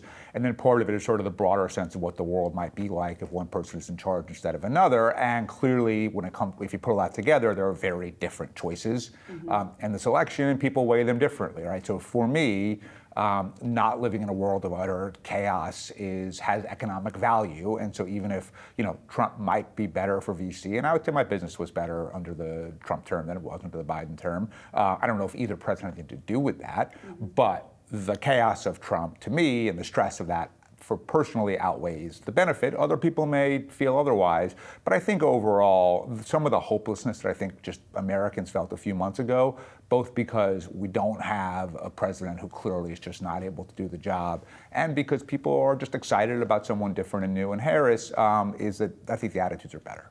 And Bradley, one of the issues that voters clearly care about, especially this election season, seems to be the economy. And Trump has been able to connect with many of the voters on the economy. There was a great piece in the Journal the other day just talking about the fact, or I guess maybe more exploring whether or not Harris has been able to connect with voters when it comes to the economy. I'm curious just your perspective on that and maybe what you think, or does Harris need to change her message or her strategy surrounding the economy to better get some of that support? Yeah, I mean, I think ultimately, look, she hasn't had that much of a chance to connect on anything yet. I mean, America's only really seen her in this role twice, at the convention and at the debate. And I think in both cases, she acquitted herself well, but she's still a relatively unknown factor, which interestingly is both her greatest strength and weakness, right? It's her greatest weakness because people might say, I don't really know her. I don't really know what she stands for. It's hard to vote for someone that I don't even know what I'm voting for. On the flip side, her greatest asset is she's not Donald Trump and she's not Joe Biden. And simply not being either of them may be what propels her to victory. And so she's walking this fine line between wanting to show the voters that she is like them and she cares about what they care about, but not get so far out there that ultimately she alienates people. Because keep in mind, for her, clearly, if you want to win over the people watching us right now, reading the Journal, you want to move more to the middle on the economy, and we saw that with some of her thoughts on capital gains and things like that. At the flip side, she needs the left as well, because they've got to turn out in real numbers to vote, or otherwise she's going to have a problem. And so just like Trump has to walk a fine line on, say, abortion between the far right and the center, Harris has on some economic issues. And particularly when I think about her tax policy proposals, that would be a headwind for your business in particular. You're not worried about that? The trade-off is worth it? I'm not for this reason, which is, and I think when last time I was on, we had the same conversation, which is fundamentally, we don't even know who's going to win Congress, right? Right now, it's sort of slightly projected Republican, but it is really up in the air. Presidents can't do anything really meaningful from a policy perspective without Congress. Something like an unrealized gains tax is just rhetoric to satisfy some interest group and constituent base. It's not something that would ever get through the legislative process. So generally speaking, when either candidate says, I'm going to do this, this, and this, when it's something that they can do on their own through executive orders or appointments and things like that, I take it seriously. When it's, I'm going to change the laws on this, this, and this, no, you're not. Like, no president changes more than like a handful of meaningful laws. Obama, for example, did the Affordable Care Act. That was pretty big. Can you really name 3 or 4 other things in the 8 years, big laws they changed? Like, I can't, right? And same for Biden, same for Trump. So fundamentally, a lot of what they say is rhetoric for the campaign. It's being dictated by pollsters. But the reality is, and this sort of gets into the point of the book, we have a broken, divided government. That was an unintentional but pretty good segue. And we have a government that, because of our political system, is almost designed to have polarization and chaos and dysfunction. So, we live in a world where I think a few things are true. And before I became a venture capitalist, I spent the first 15 years of my career working directly in government politics. I was Mike Bloomberg's campaign manager when he ran for mayor. I was the deputy governor of Illinois. I was Chuck Schumer's communications director. So I've seen this from a lot of angles. And I took one thing away from all of it, which is every policy output is the result of a political input. Every politician makes every decision solely based on the next election and nothing else. And yes, there are some exceptions. Mike happened to be one of them. But by and large, if you want to know what they're going to do, it's how do I win my next primary? Because of gerrymandering, only really the primaries matter. And primary turnout in this country is typically 10 to 20%. So who is that? It's the far left, it's the far right, it's special interests who can move money and votes in low turnout elections. And so as a result, the only signal that our elected officials in Washington are getting is stay pure, stay true to the base, don't in any way deviate from sort of the far left or far right orthodoxy. And what does that mean? Nothing gets done because they are penalized for trying to work together. But imagine if in those same primaries turnout were 30% instead of 10%. Then by definition, things move to the middle. So starting about a decade ago, I ran a lot of the campaigns around the US to legalize Uber and ride sharing. At the time, we were a tiny little tech startup, and taxi was a pretty muscular industry. But the way that we won is that we were able to mobilize millions of our customers through the app. And through the app, they were able to email, tweet, call, text their elected officials and say, hey, I would like this Uber thing, leave it alone. And it worked. We won in every single market in America. And then that got me thinking, well, maybe, I'm pretty sure these people are not voting in most city council primaries and state senate elections and things like that. But maybe they would if they could vote on their phone. And so that led to the creation of the Mobile Voting Project. We started off by funding elections in 7 different states where either deployed military or people with disabilities voted in real elections on their phones. It worked. Turnout went way up. The city of Denver did a poll. Everyone participated. Not shockingly, 100% of people said, yeah, I like pressing a button better. Then we built our own mobile voting tech, and as soon as we were fully done building it, we were going to make it free and open source so any government could have it. And then the really hard work begins, which is changing the laws so that everyone has the option of voting on their phone, in addition to the ways we already vote. And I wrote this book to try to start building that movement. So then where does it go from here? In your book, Vote with Your Phone, it's out today, so congratulations on the release. But talking about taking this from a movement and getting it implemented, right? What does that roadmap look like? A few things. So the first thing we've got to do is finish and release the technology itself. We have built, I believe, far and away the most secure voting tech ever. It's end-to-end encrypted, end-to-end verifiable, air gap, multi-factor authentication, all that stuff. Once it's fully done, we're going to make it open source and governments can use it for free. And then we've got to pass legislation, which is going to be tricky because if you want to bring the two parties together, tell them you're going to change the rules and increase the chances they might not get reelected, right? And then all of a sudden, they'll have no problem banding together to try to prevent that. And the only way we're going to overcome that is to build a movement. And we're going to need, just like we had for Uber, millions and millions of people saying, I should have the right to vote, from wherever I am. I do the rest of my life on my phone, my banking, my healthcare, my love life, everything else. We know it's secure. I should be able to do it, and they have to demand it. And every major movement in this country, whether it's civil rights or women's right to vote or the Americans with Disability Act or same-sex marriage or whatever it is, we're all the product of people standing up to the status quo and saying, I know you don't want change, but I am demanding it anyway, and that's what we have to get to. So we've got to pass laws in cities and states all over the country allowing mobile voting. It's going to be an epic fight, but my hope is that we can win it, because if we don't win it, I don't see how we fix these problems, and I don't see how we get democracy working again. Strong case, and it makes a lot of sense to me. Bradley Tusk, thank you so much for taking the time to joining us here on set. Tusk Venture Partners founder and CEO, and also author of the new book out today, Vote with Your Phone, Why Mobile Voting is Our Final Shot at Saving Democracy. Congratulations on the book, Bradley. Thank you. Turning to a trending story that we're following today, Amazon demanding corporate employees return to the office 5 days a week starting in January 2nd. CEO Andy Jassy sending a memo to staffers this week, marking a dramatic shift from its current hybrid schedule. Amazon is just the latest company calling its employees back to the office full-time this year.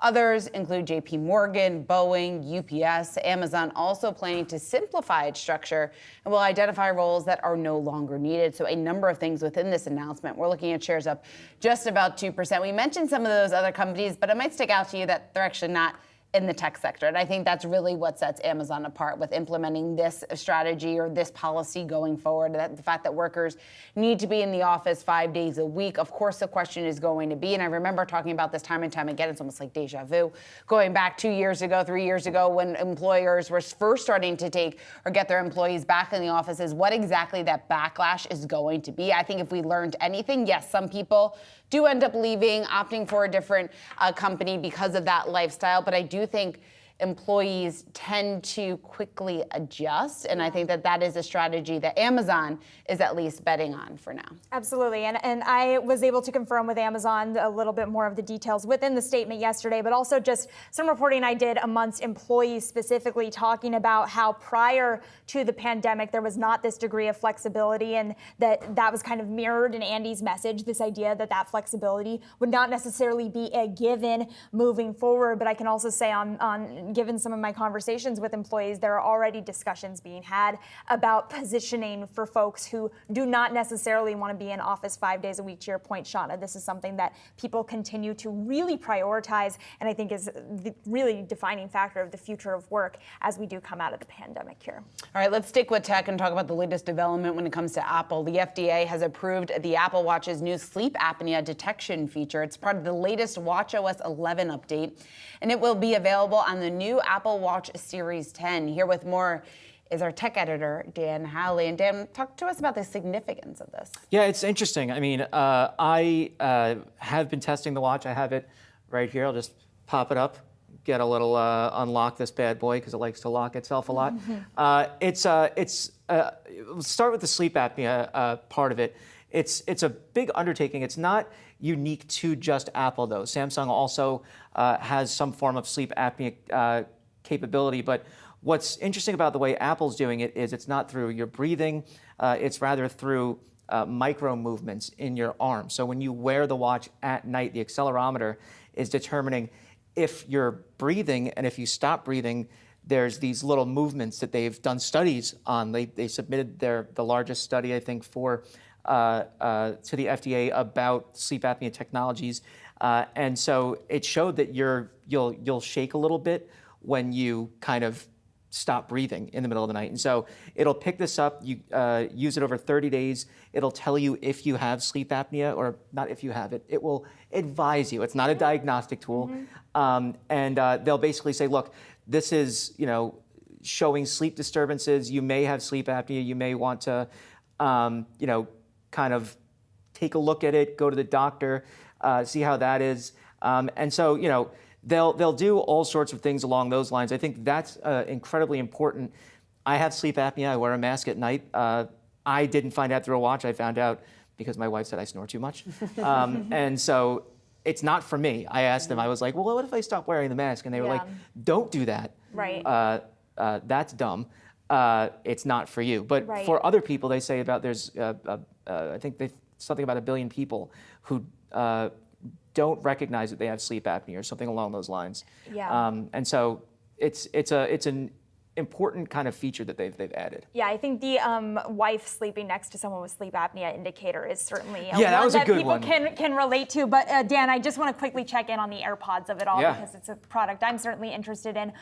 30 seconds, what is the biggest difference about the newest AirPods? Biggest difference is they have one that doesn't have silicone tips now that has, let's see, we'll get it right there, that has active noise canceling. So if you look at them, there's the base AirPods and there's the ones with A and C active noise canceling. You wouldn't know there's a difference. The only way that you can tell is from the bottom of them. There's a little speaker grill on here pointing out that it's the active noise canceling. That's basically just telling you that you'll be able to use Find My and it'll send out a little chirp if you can't find your case. Other than that, the design is better overall. I mean, they fit very comfortably in your ear. I'll pop one in. No more silicone, that's the key. No silicone, and it does do active noise canceling very well. Let's see, there we go.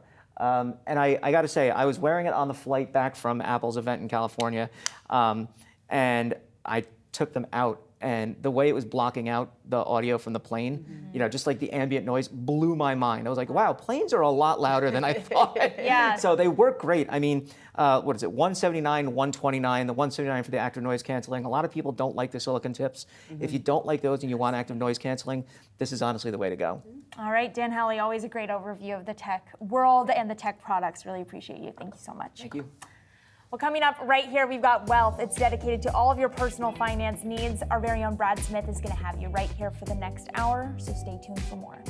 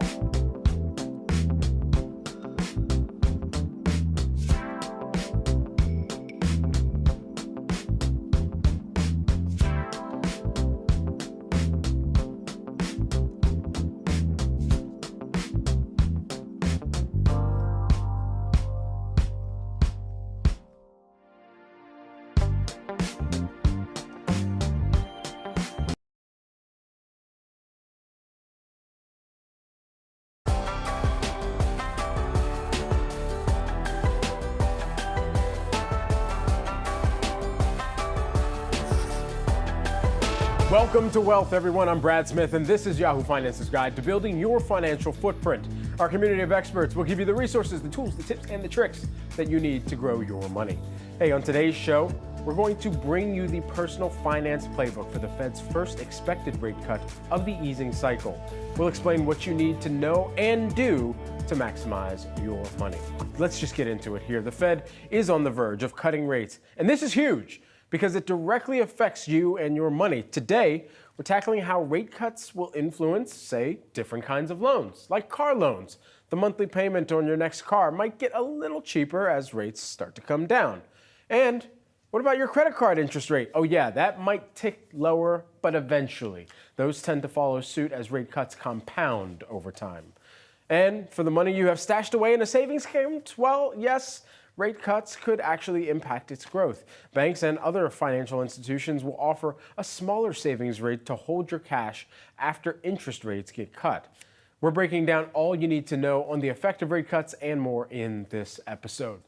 But first, we got to dig into how your money will be affected by rate cuts. Here with the breakdown of what you can expect, we've got Matt Schultz, who is the Chief Credit Analyst at LendingTree. I mean, such an important topic, such an important time that Matt is no longer virtual. He's here in studio with us, so great to see you here. You're also the author, Matt, of the new book, Ask Questions, Save Money, Make More. So, Matt, everyone is concerned about their credit cards. Rates are high.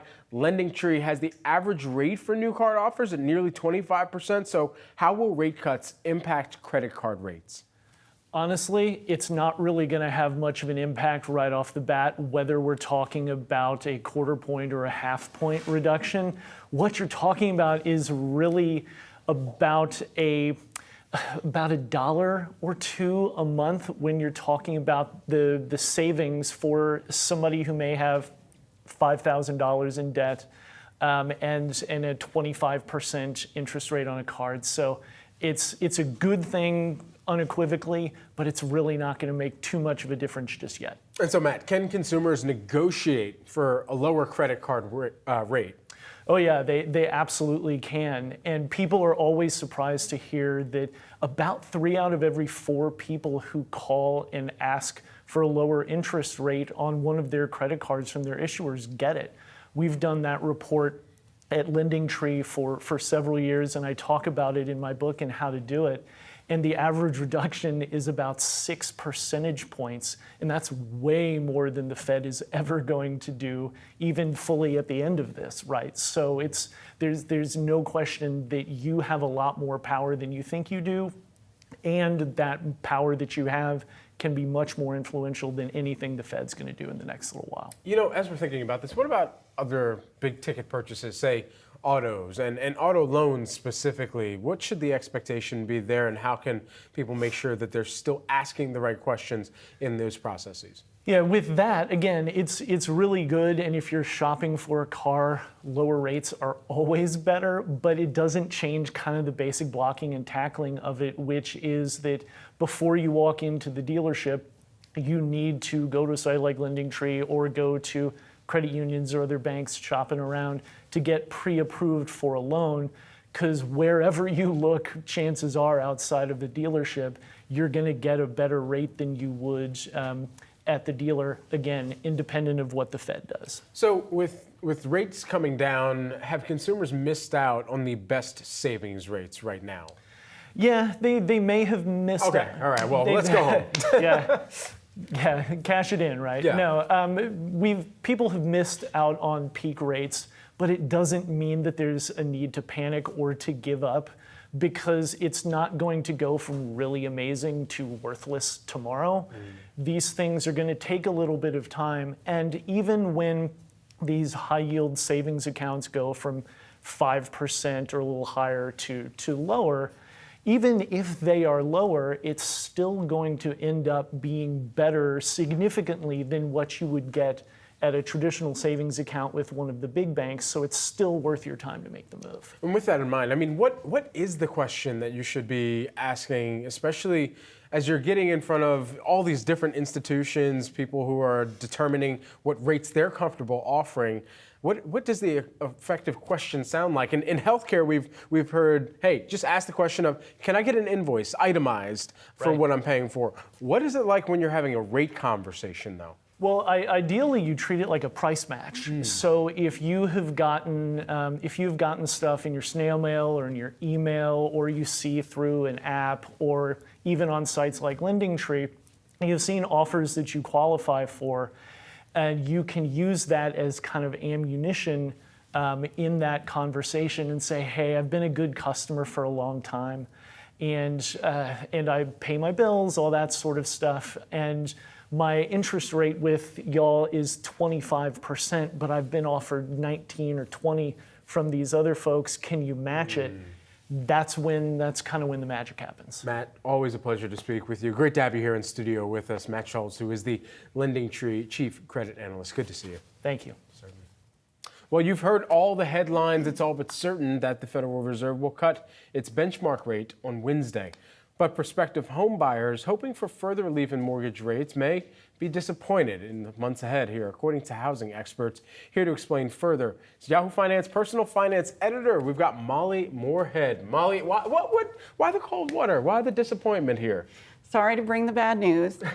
The reason that there could be a letdown on the housing front, even if the Fed cuts rates as expected, is because the mortgage rates we're seeing now are already reflecting this anticipated cut.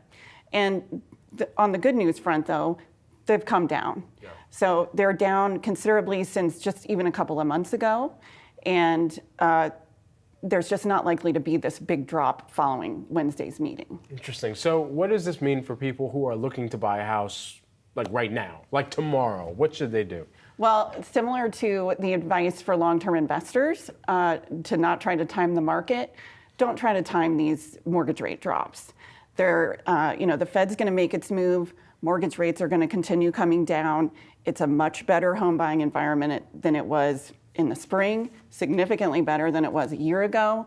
And so if your life plans call for buying a house, this is a reasonably good time to buy, and it's going to keep getting better. Yahoo Finance's own Molly Moorhead, personal finance editor. Thank you so much, Molly. Appreciate it. Thanks, Brad. Certainly.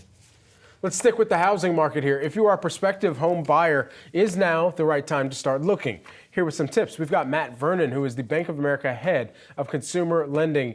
We tried to set the stage for you here, Matt, but is this the right time to really kind of look across the home buying market and know that as rates start to get cut, there could be more prospective buyers that also come off the sidelines? Yeah, hey, Molly makes a great point. The market has definitely improved versus last year and even earlier this year. And in fact, I looked at rates this morning and a 30-year mortgage was at 5.75, the first time we've seen something with a 5 handle on it in anticipation of the rate cuts tomorrow. The simple answer to your question is it's a great time to buy when a consumer is ready, both financially and emotionally, and timing the market is never a good thing. The double-edged sword of rates coming down is that ultimately more competition from a buyer perspective will enter into the market, which then could make it even harder to get that home that you're looking for. So it's really all about the individual, the family, their goals, their life plan, and then ultimately jumping when they feel ready to do so emotionally and financially. What does that signal to you about the pricing that we're going to see as well? I mean, I continue to look across survey after survey, data point after data point. Redfin, for instance, this morning saying U.S. home prices rose 0.5% in August, biggest increase that we've seen in 4 months. So that is just going into this cut. So what does that kind of signal to you about where prices will continue to move? I think the key to what you just said, Brad, was 0.5%, right? That is a small number in the grand scheme of things, and it's certainly smaller than we've seen outside of the 4-month period that you talked about. The really good thing that we're seeing across the country, in particular in the Sunbelt states, that inventory is coming to the market. That has been our challenge with the lock-in effect in the industry, with the rates being where they are. But now we're seeing inventory come into the market. That helps buyers. It gives more choices. And ultimately, it begins to flatten out home prices, and affordability becomes more than it has been here in the recent past. You know, when we think about where consumers are sacrificing part of the what they're looking for in their home in order to make sure that they're getting the right pricing or getting the right rates. You heard part of our other conversation about how people are going to lenders and trying to make sure that they can lock in a good rate, whether it be 15 or 30 here. What are the questions that they can be asking going into what is a negotiation table of its own? Yeah, I think a really important aspect of home ownership is one, you don't wake up one day and say, I'm going to buy a home. You wake up with your family and you make a decision, and then you begin the process of home ownership, which includes the things that you're alluding to. One, seek the help of a professional, whether that's a real estate professional or a lending specialist at a local bank, to talk about your hopes, your dreams, your budget. And then that individual, in conjunction with the consumer, can help build a plan that helps achieve ultimately what that homeowner wants to achieve. And that's the size of home, the rooms, the cost, the area. And also good advice when you begin that journey is to have alternatives so that ultimately you don't make a bad decision jumping on a house that may be overpriced to just get that house versus, all right, I'm going to buy a house 3 houses down that might be a better deal ultimately. But it's really very personalized, very much about life priorities and goals, and ultimately what a consumer wants to achieve, and then the help of a professional in the real estate community or certainly in the lending community. We were just taking a look at your 4 tips for potential buyers in a competitive market, and if we can toss those back on screen, I want to zero in on maybe 1 or 2 of these. One of them, keeping track of local market conditions, extremely important here. What do people need to keep in mind about that in the market awareness aspect? Yeah, it's really what's going on from a speed perspective. Last year, right, you heard all about multiple offers, competitive environment, houses selling in a day. Those are the type of things that you want to keep track of with a real estate professional helping and supporting you that ultimately can help you bid when you want to bid on the house at the right time. So things like speed to sell, how long a home is listing, prices, are they selling at price more or less? Those type of things can help you make an informed offer at the right time for you and your family. Matt Vernon, Bank of America Head of Consumer Lending. Matt, always a pleasure to speak with you. We'll have to get some more updates as we officially begin this cutting cycle.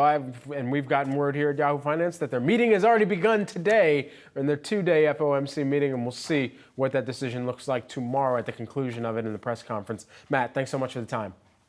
Appreciate you, Brad. Certainly. Guys, coming up, getting retirement ready. We'll talk to an expert about the best tips to get you planning for your future today. We're also talking personal finance, and we're bringing in some experts from across Yahoo Finance all week. Today, we have John and David Ottenschneider, hosts of Living Not So Fabulously, to talk all things emergency funds. We've got that and much more coming up throughout this week.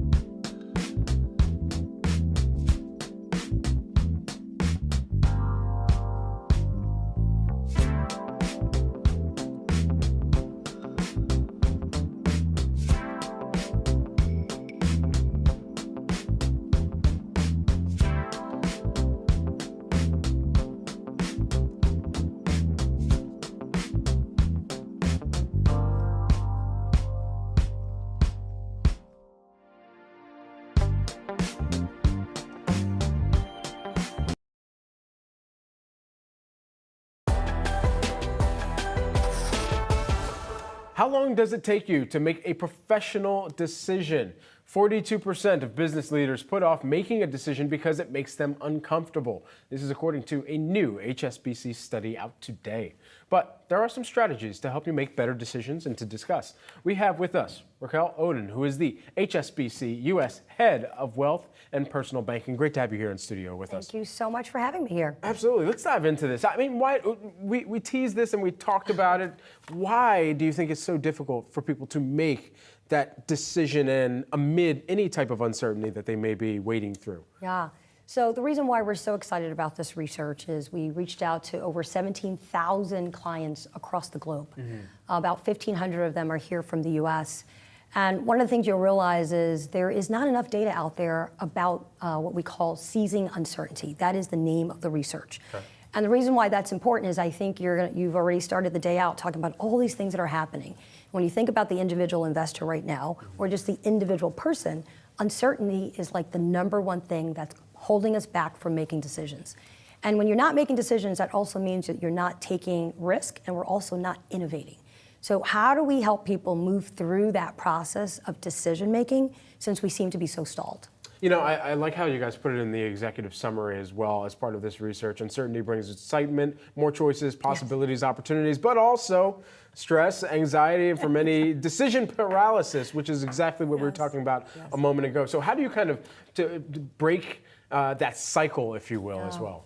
So I think you're absolutely right. It's the sign of two coins. So what we really realized in the research is the concept of failure is what puts people in the fear of making decisions. And what you have to do is how do you help people move from failure and looking at more as opportunity? It's not failure, right? So the question here that you have to do to help move them through, there's kind of a framework that we've come up with. And I put them under three buckets. And the first one would be one, which is like, it's okay to embrace data, right? So having an understanding of what's happening. The second one really is what we call the network. Have a professional network around you to support you and give you guidance and advice. And the third one, honestly, is your heart. Like, honestly believe in your gut. And it's something we've been very removed from. So when you take a look at the stat, one of the biggest ones that are important, it says 68% of individuals are concerned about their future. Now, when you lead wealth management and you're really focused on providing advice, you say there's a crisis if 68% of people are uncertain about their future. What you'd have to say is, like, how do we get them through that process so they're ready to make a plan so they can feel the opportunity of the certainty of what they want to be for their future? Right. Are there ways to look back at decisions that you've made, be able to not only learn from them, but also be able to put together the anatomy, if you will, of good decision making so that you can replicate some of those traits over and over again? So it really starts with mindset. So what we try to do in this research study, it allowed us to look at where I'd say the differentiation was, if we think about individuals across the globe, all had the same concerns. But where there was a slight difference was between men and women and the Gen Z demographic. And the reason why that's important is we all had the same concerns about anxiety, uncertainty about making decisions. But you did really see a shift between the difference between men and women, where I would say women had more anxiety or women had more paralysis on financial decisions than men. For the Gen Z generation, quite honestly, there was a dramatic difference between Gen Z and baby boomers. How so? So if you take a look at anxiety, for Gen Z, it was at 60% anxiety. When we look at the baby boomers, it was 36%. So very different in the standpoint of how you are dealing with anxiety. And so what's important about why this research matters to us, it allows us to sit down with all individual investors, whether you're a Gen Z, you're male, you're a female, you are a business person, you are corporate. We have an understanding from where you're coming from. But more importantly, how do we get you through the decision making? And so, one, we really have to lean on the data and provide what I call filtering of information. One of the big things in research, why people feel anxiety and uncertainty, is because there's so much data out there. They don't know what is real, what is not real, right? So helping individuals parse through all the sensory overload data that's out there, really being sure that your gut's not off. And when I say gut, that really says what's important to you. If it's about retirement, if it's about you being focused on purpose, if it's about you being an innovator who wants to start your own business, you have to anchor yourself in your own gut and what matters to you. But the second piece, which is very important, is making sure you have a network of professionals around you to help guide you through all of this, what I call overload of data that's out there right now. Yeah, with that in mind, I mean, there's so many people that have professional experiences and then experiences where they might not have a professional in the mix to be able to lean on, get some advice from, or advisorship. When you think about identifying a good professional, because there are those different experiences as well, as we've heard many athletes talk about in the past too. Yeah. How do you identify when someone is making sure that they're executing best on your behalf? Yeah. And then when you need to say, hey, you know what? I think I'm going to seek out some other counsel here. Yeah, I think like anything else, like, you want to make sure, I always tell people as you're looking for that trusted advisor in your life, and listen, there's nothing more personal than your finances. Yeah. I'll be quite honest with you. And so you should interview, right? And you should ask those questions. And it is an individualized trust relationship that you have to build. Clearly do your research. Clearly have an understanding of somebody having a track record of success. So the data is all going to be there. It comes down to the fact, can you and this individual where you feel like you can build a trusting relationship? I also say, just like if you're in a medical field and something happens to you medically, you don't go to one doctor. You have a discussion and you actually get second and third opinions. That's okay too for your finances. It's just as important as your health, so is your finances. So the same way you treat your health, I think you should absolutely do that with your finances. But what we do want people to do is feel empowered by it. And when I tell you 68% of people are concerned about their future, that allows everyone to realize I'm not alone. So when I ask these questions and I have the ability to say I don't have the answer, that in itself gives people the permission to seek advice. Raquel Oden, who is the HSBC U.S. Head of Wealth and Personal Banking. Raquel, great to have you in the studio with us. Thanks for having me. Thanks so much. It's never too early to start taking charge of your financial future and investing in your retirement. And our next guest has some tips on how to help you do that. Here with us now, we've got Fiona Gregg, who is the Vanguard Investment Strategy Group's Global Head of Investor Research and Policy here. All right, so I check my accounts from time to time. I'm trying to make sure that I'm retirement ready here, Fiona. But where are some of the common pitfalls that you see people making while investing in their retirement or just in getting the strategy started? Well, great to be here, Brad. Thank you for having me. I'll start with the good news, which is that actually, we've here at Vanguard, we've been tracking plans, 1,700 of them that we record keep, and we see extraordinary good plan design that is helping people immediately get enrolled, increase that savings rate over time, and be invested in age-appropriate asset allocations. So there's a lot of sort of choice architecture, if you will, that is already helping people with a strong start. Where we see people make mistakes or fall down a little bit is actually when they switch jobs, for one. Oftentimes we are enrolled in a plan maybe at 3%. We're auto-escalated up over the course of years, and then we switch jobs, and the new plan has, again, a 3%. So one mistake I would urge people to think about is maintain the momentum you have built in your savings rate. So if you were saving 8% in your old job, right when you move to your new job, stick at 8% or higher. A second thing people do is sometimes they leave money on the table.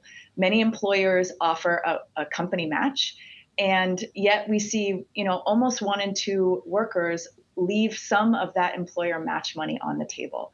So when you join a new company, make sure you know, is there a company match? How much do I have to contribute in order to maximize that match? And then match it so that you're not leaving money on the table. And then the third, yeah, go ahead. Yeah, no, please go ahead with the third. Well, the third thing I would say is, there are 2 ways in which we save for retirement. One is in workplace retirement plans. The second is in individual retirement accounts. And one thing that we see people do, unfortunately, in individual retirement accounts is they put the money in the account and they fail to invest it. So it ends up staying in cash for some people for a very long time. This is true for both people who are contributing on an annual basis or rolling money over from a 401k plan into an individual retirement account. And so there, we really want to see people make that extra step and invest that money in a target date fund or something that would be appropriate for a retirement goal. How are people doing either generationally, gender breakdown, when it comes to their retirement readiness right now? What are some of the glaring points that are sticking out about how people are preparing across different demographics that they might be in? Yeah, it's a great question, Brad. And I would say 2 things. One, if we look within a generation, we see that lower income workers still are behind in terms of being ready for retirement. And that's incorporating both Social Security as well as their private savings. So we here at Vanguard, we're thinking a lot about how can we improve the retirement readiness picture, particularly for lower income workers. You asked about generations, though, and there we actually see some bright news. So younger generations do see more improvement in their retirement readiness picture.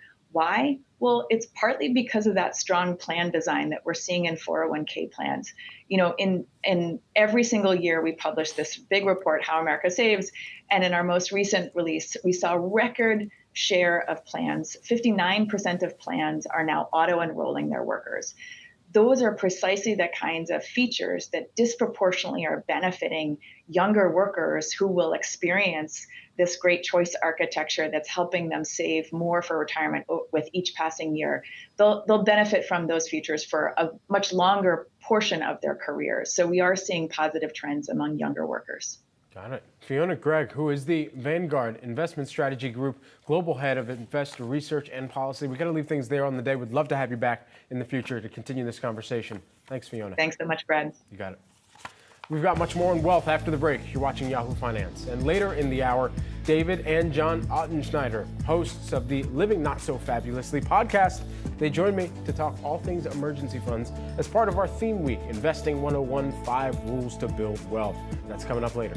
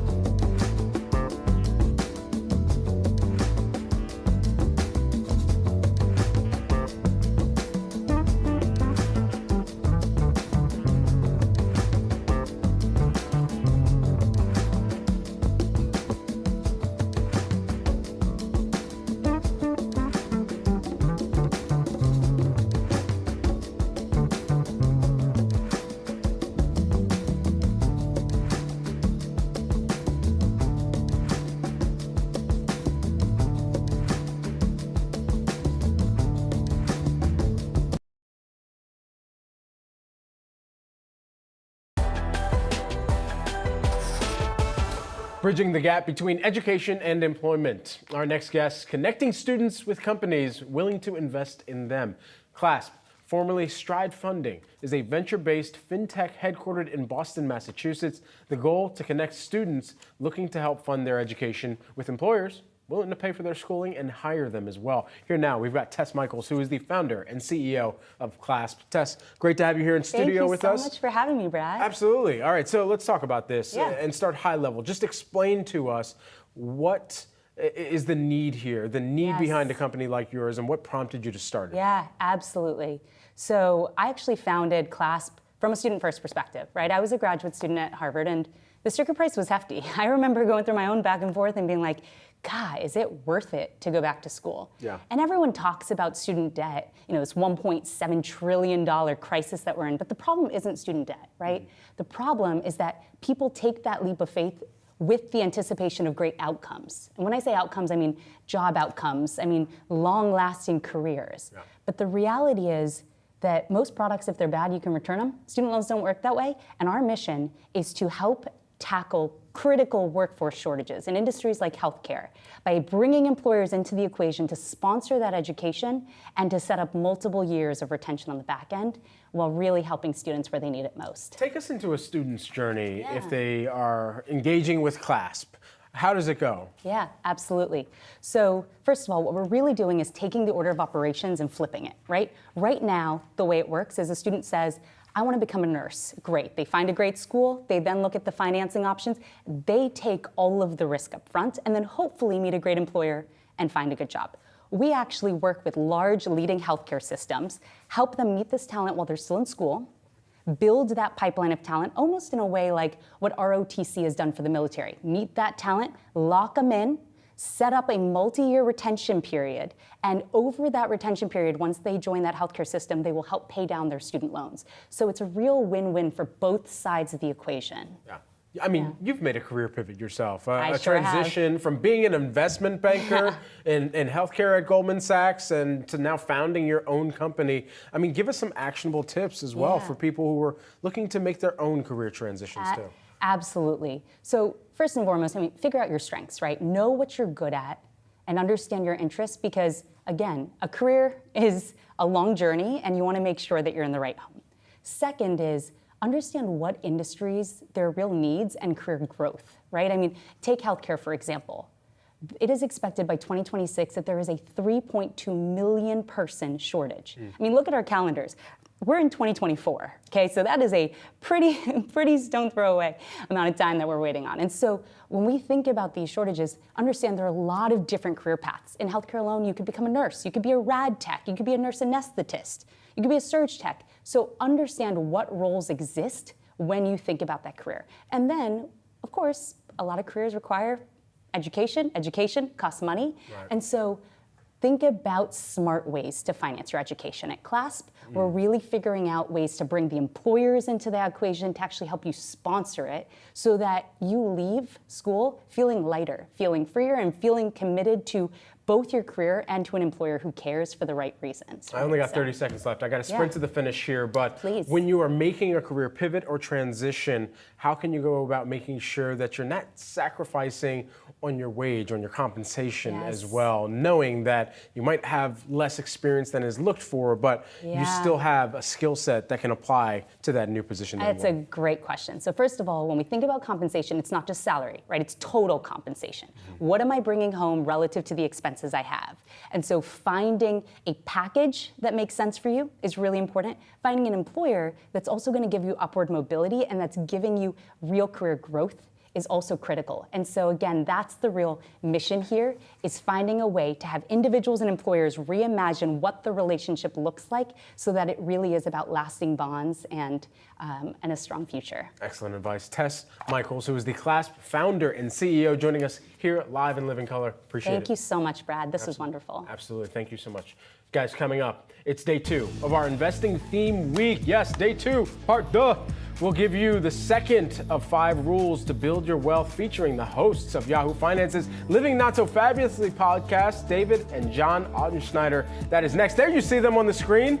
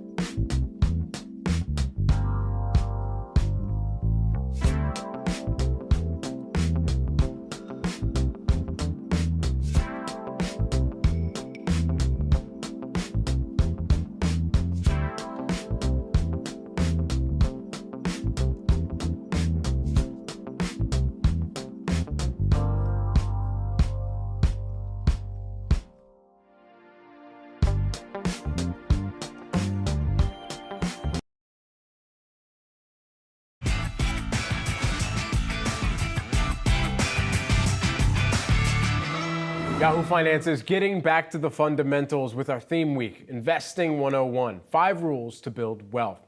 Today, we give you the second rule. Be ready for any emergency. We have 2 experts with us to give you some actionable tips to prepare your finances for unforeseen circumstances. I'm joined now, you see them on screen, David and John Auten-Schneider, hosts of the Living Not So Fabulously podcast. Thank you both for joining me. Let's get into this. Let's dive into some of the possible emergencies here. I mean, recent labor market data showed fewer job openings and fewer jobs being added, causing some workers to worry about potential layoffs. What actionable tips would you give someone who may experience job loss? Yeah, exactly. Thank you for having us. People are feeling a little bit anxious right now at this time. So the first step that we recommend folks do is to administer triage. Get crystal clear on the state of your finances and try to get some more control over your finances.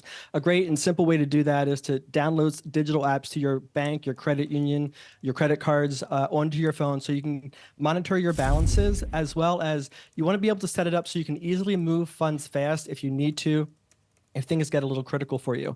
The next thing you want to do is to start to take action now. What are those lenders or what are those bills that you can maybe negotiate more friendly payments, such as reducing or delaying payments a little bit? And who are the lenders I'm going to call if I need to maybe have that discussion about forbearance? Now, what about a potential recession? How would you advise someone to rearrange their finances in that scenario? I think that one of the important things to remember is that when we hear about recessions is to get in front of the whole idea of the potential of a market downturn or a recession. It's important to take a look at your portfolio and say, is it still in alignment with my values and my goals and my time horizon, or does it need adjustment since the last time? I think one of the other things to remember is that you're in a long-term, hopefully in a long-term relationship with your portfolio. And the average recession lasts about 17 months. Recessions since World War II have averaged about 10 months. And it only takes about 4 months for the average market recovery to happen. So if you are sticking with your true values and your principles of your portfolio, you most likely can ride this out. Now, one of your recent guests, Patrick L. Riley, he's a TV producer and author. He's shared his experience in an emergency and not being quite prepared. I want to play this for our viewers real quick.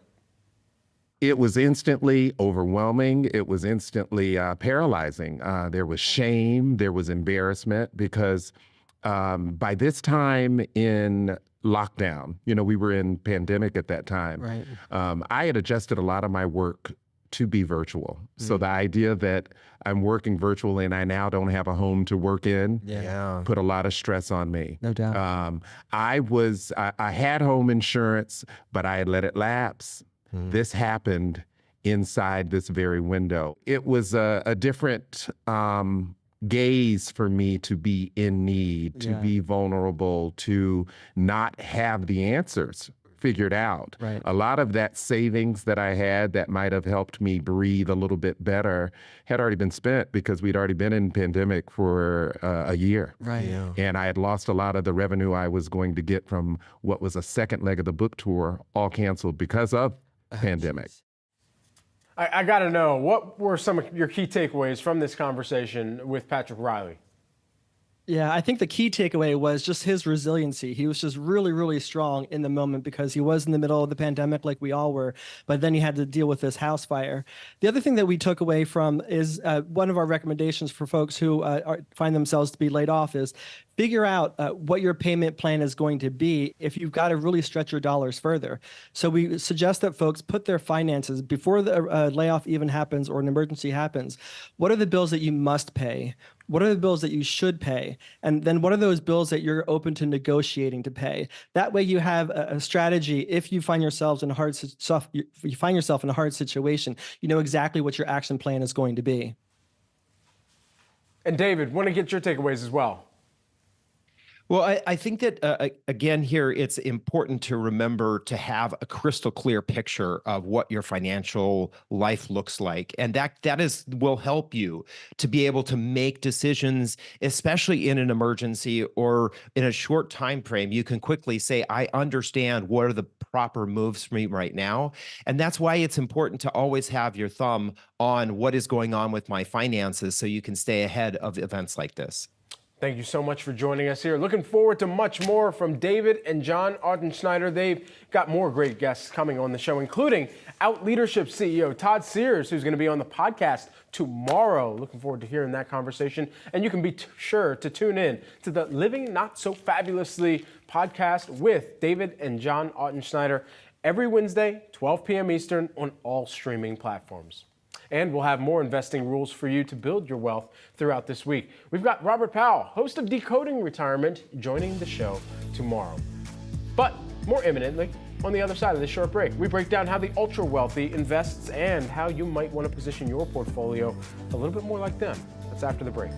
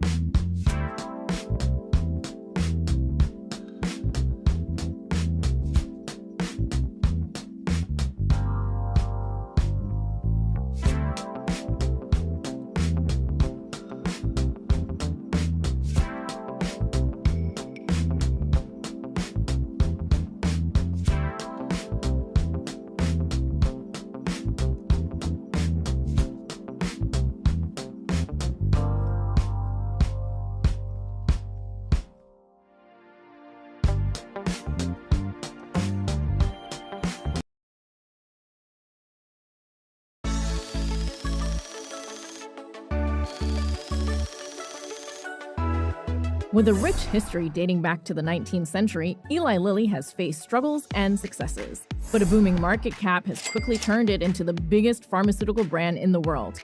Let's dive into Lilly's biggest moments with Beyond the Ticker. The company was founded in 1876 by Colonel Eli Lilly, a pharmaceutical chemist and Union Army veteran. Lilly experienced huge growth before and after World War I, including the expansion of its Indianapolis facility. In 1923, the company began selling Illatin to treat diabetes, the world's first commercial insulin product. Then in 1952, Lilly became a publicly traded company on the New York Stock Exchange. In 1971, Lilly acquired cosmetic brand Elizabeth Arden for $38 million, eventually turning it into a financial success. It sold Arden to Fabergé for $657 million in 1987. Fast forward to 2009, when Lilly faced a fine of over $1.4 billion, the largest in U.S. history, for illegally marketing its blockbuster mood disorder drug Zyprexa. It wasn't until 2022 that Lilly hit the jackpot with tirzepatide, a new type of GLP-1 product sold as Mounjaro for type 2 diabetes. It began competing with Novo Nordisk's Ozempic. Zepbound, the same formula as Mounjaro, was approved for obesity in 2023 and began competing with Novo's Wegovy. The tirzepatide drugs have spiked Lilly's stock by nearly 100% in the past year. In 2024, Lilly continues to reach all-time highs and is currently the biggest healthcare company in the world, with a market cap of well over $800 billion. Wall Street projects the GLP-1s alone will net Lilly $13 billion this year. It's why Lilly is on track to make history as the first trillion-dollar healthcare company.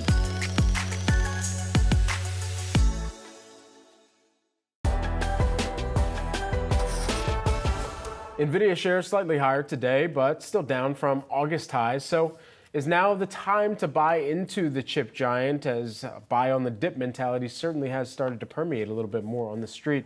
A majority of ultra-wealthy investors on Tiger 21, a membership organization for wealth creators and preservers, expect NVIDIA to be successful for the next decade. That's according to the company's data. And joining us now, to discuss how you can invest like an ultra-wealthy person, you've got Michael Sonnenfeld there on the screen, Tiger 21 founder and chairman, joining us in studio. Great to see you once again, Michael. Thank you. Absolutely. So let's talk about this. I mean, even if we think about how ultra-wealthy people are looking across the market landscape and identifying specific names that are of interest to them, how far out are they looking? We just heard a decade for NVIDIA is where they're believing, and how far out they're believing NVIDIA will be successful. Sure. You know, Tiger 21 members are entrepreneurs who built businesses over 10, 20, 30 years. Mm-hmm. When they sell their businesses, they don't become traders, they become investors, wealth preservers. So a decade is a short period of time for making a plan, unless you're trading. A small number of our members are traders, but the majority are looking out over the decades. What are the attributes that they look to determine whether or not a company is a decades-long successful company? So obviously competitive moats, momentum. One thing most people don't realize is our members tend to look at the character of the leaders. Without great character, very few companies succeed. And most people don't look enough at that. But of course, it's competitive moat, technology, momentum, cash flow, route to cash flow, and what the market looks like. What is the type of character you think they see in some of the executives leading these major companies right now? Well, clearly we're not seeing them in all the characters we're seeing on the press these days. But our members, I think, by and large, want to see somebody of unusual. You can't lead great groups. You can't lead teams unless they can believe in you. There's lots of different ways to get your teams to believe in you. Some members don't like Elon Musk, some do, but what he's done is extraordinary, and he's inspired a lot of people. That doesn't make our members a universal fan of his, but in a general business, unless you can get the trust of your employees and the trust of your customers, it's hard to build a long-term franchise. With that sentiment, do you think some of your high net worth, ultra high net worth members have soured on a name that was sexy for many years, and Tesla as an investment? So we have actually, we've now grown large enough with 1,500 members around the world, managing 165 billion, to have subgroups that focus. We actually have a Tesla investors group. It's called a network in Tiger 21. And these are people who collectively have maybe hundreds of millions of dollars, if not more, of Tesla stock. Some have been in the stock for 30 years, for 20 years, excuse me, but however long it's been public.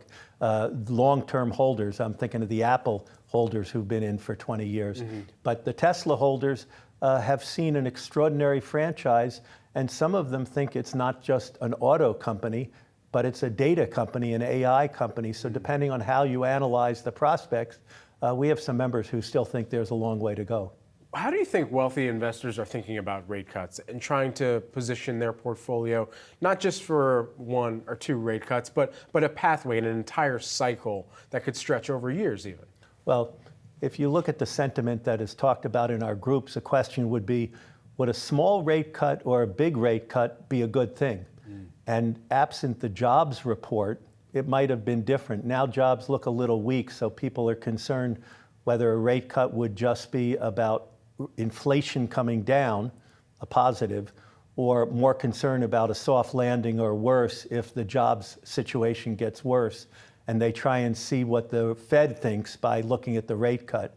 But our members are split. You know, real estate represents about 28% of our assets. Interesting. Real estate owners are much more concerned about rate cuts than technology owners because the franchise of a technology, Microsoft is not that sensitive to rate cuts other than technologies are valued through rate cuts, but the prospects are much more about the fundamentals. You just mentioned real estate being about 28% of the representative pie of the asset allocation here. Where else are some of the ultra wealthy looking for opportunities to invest, alternative investments outside of the equities market? Yeah. So first of all, although our members have extraordinary wealth, they're all wealth creators, which means our portfolios look different than somebody who inherited wealth or got it through a divorce or maybe made it. But our number one asset is private equity. It took 15 years for it to rise to the top. Number two asset is real estate, and number three is public equity at about 22%. And what's amazing is if you add those three up, it adds up to 76%. That is a long biased portfolio. It shows tremendous long-term perspective. It's not a trader's portfolio, it's an investor and wealth preserver's portfolio. Absolutely. What kind of returns are kind of the rule of thumb that they're looking across for investments that long term? You know, anybody who wants a well-diversified portfolio wants to have cash, so they'll have 12% cash. They're looking for 8 to 12% sustainable returns. Anybody who reaches for more might get it, but they're taking risks that they better be aware of. Michael Sonnenfeld, who is the Tiger 21 founder and chairman. Great to have you here in studio with us, Michael. Thank you. Absolutely. Everyone, let's do a quick check of the markets here as we are approaching what some call lunchtime here in New York City or on the East Coast here. As we're taking a look at the Dow, the S&P 500, and the Nasdaq, we're higher across the board. 0.25% for the Dow, 0.4% for the S&P 500, 0.7% for the Nasdaq. That is it for Wealth, everyone. I'm Brad Smith. Thank you so much for watching. And you can stay tuned for Market Domination with Josh Schaefer and Josh Lipton. That's coming up 3 p.m. Eastern Time. You don't want to miss it.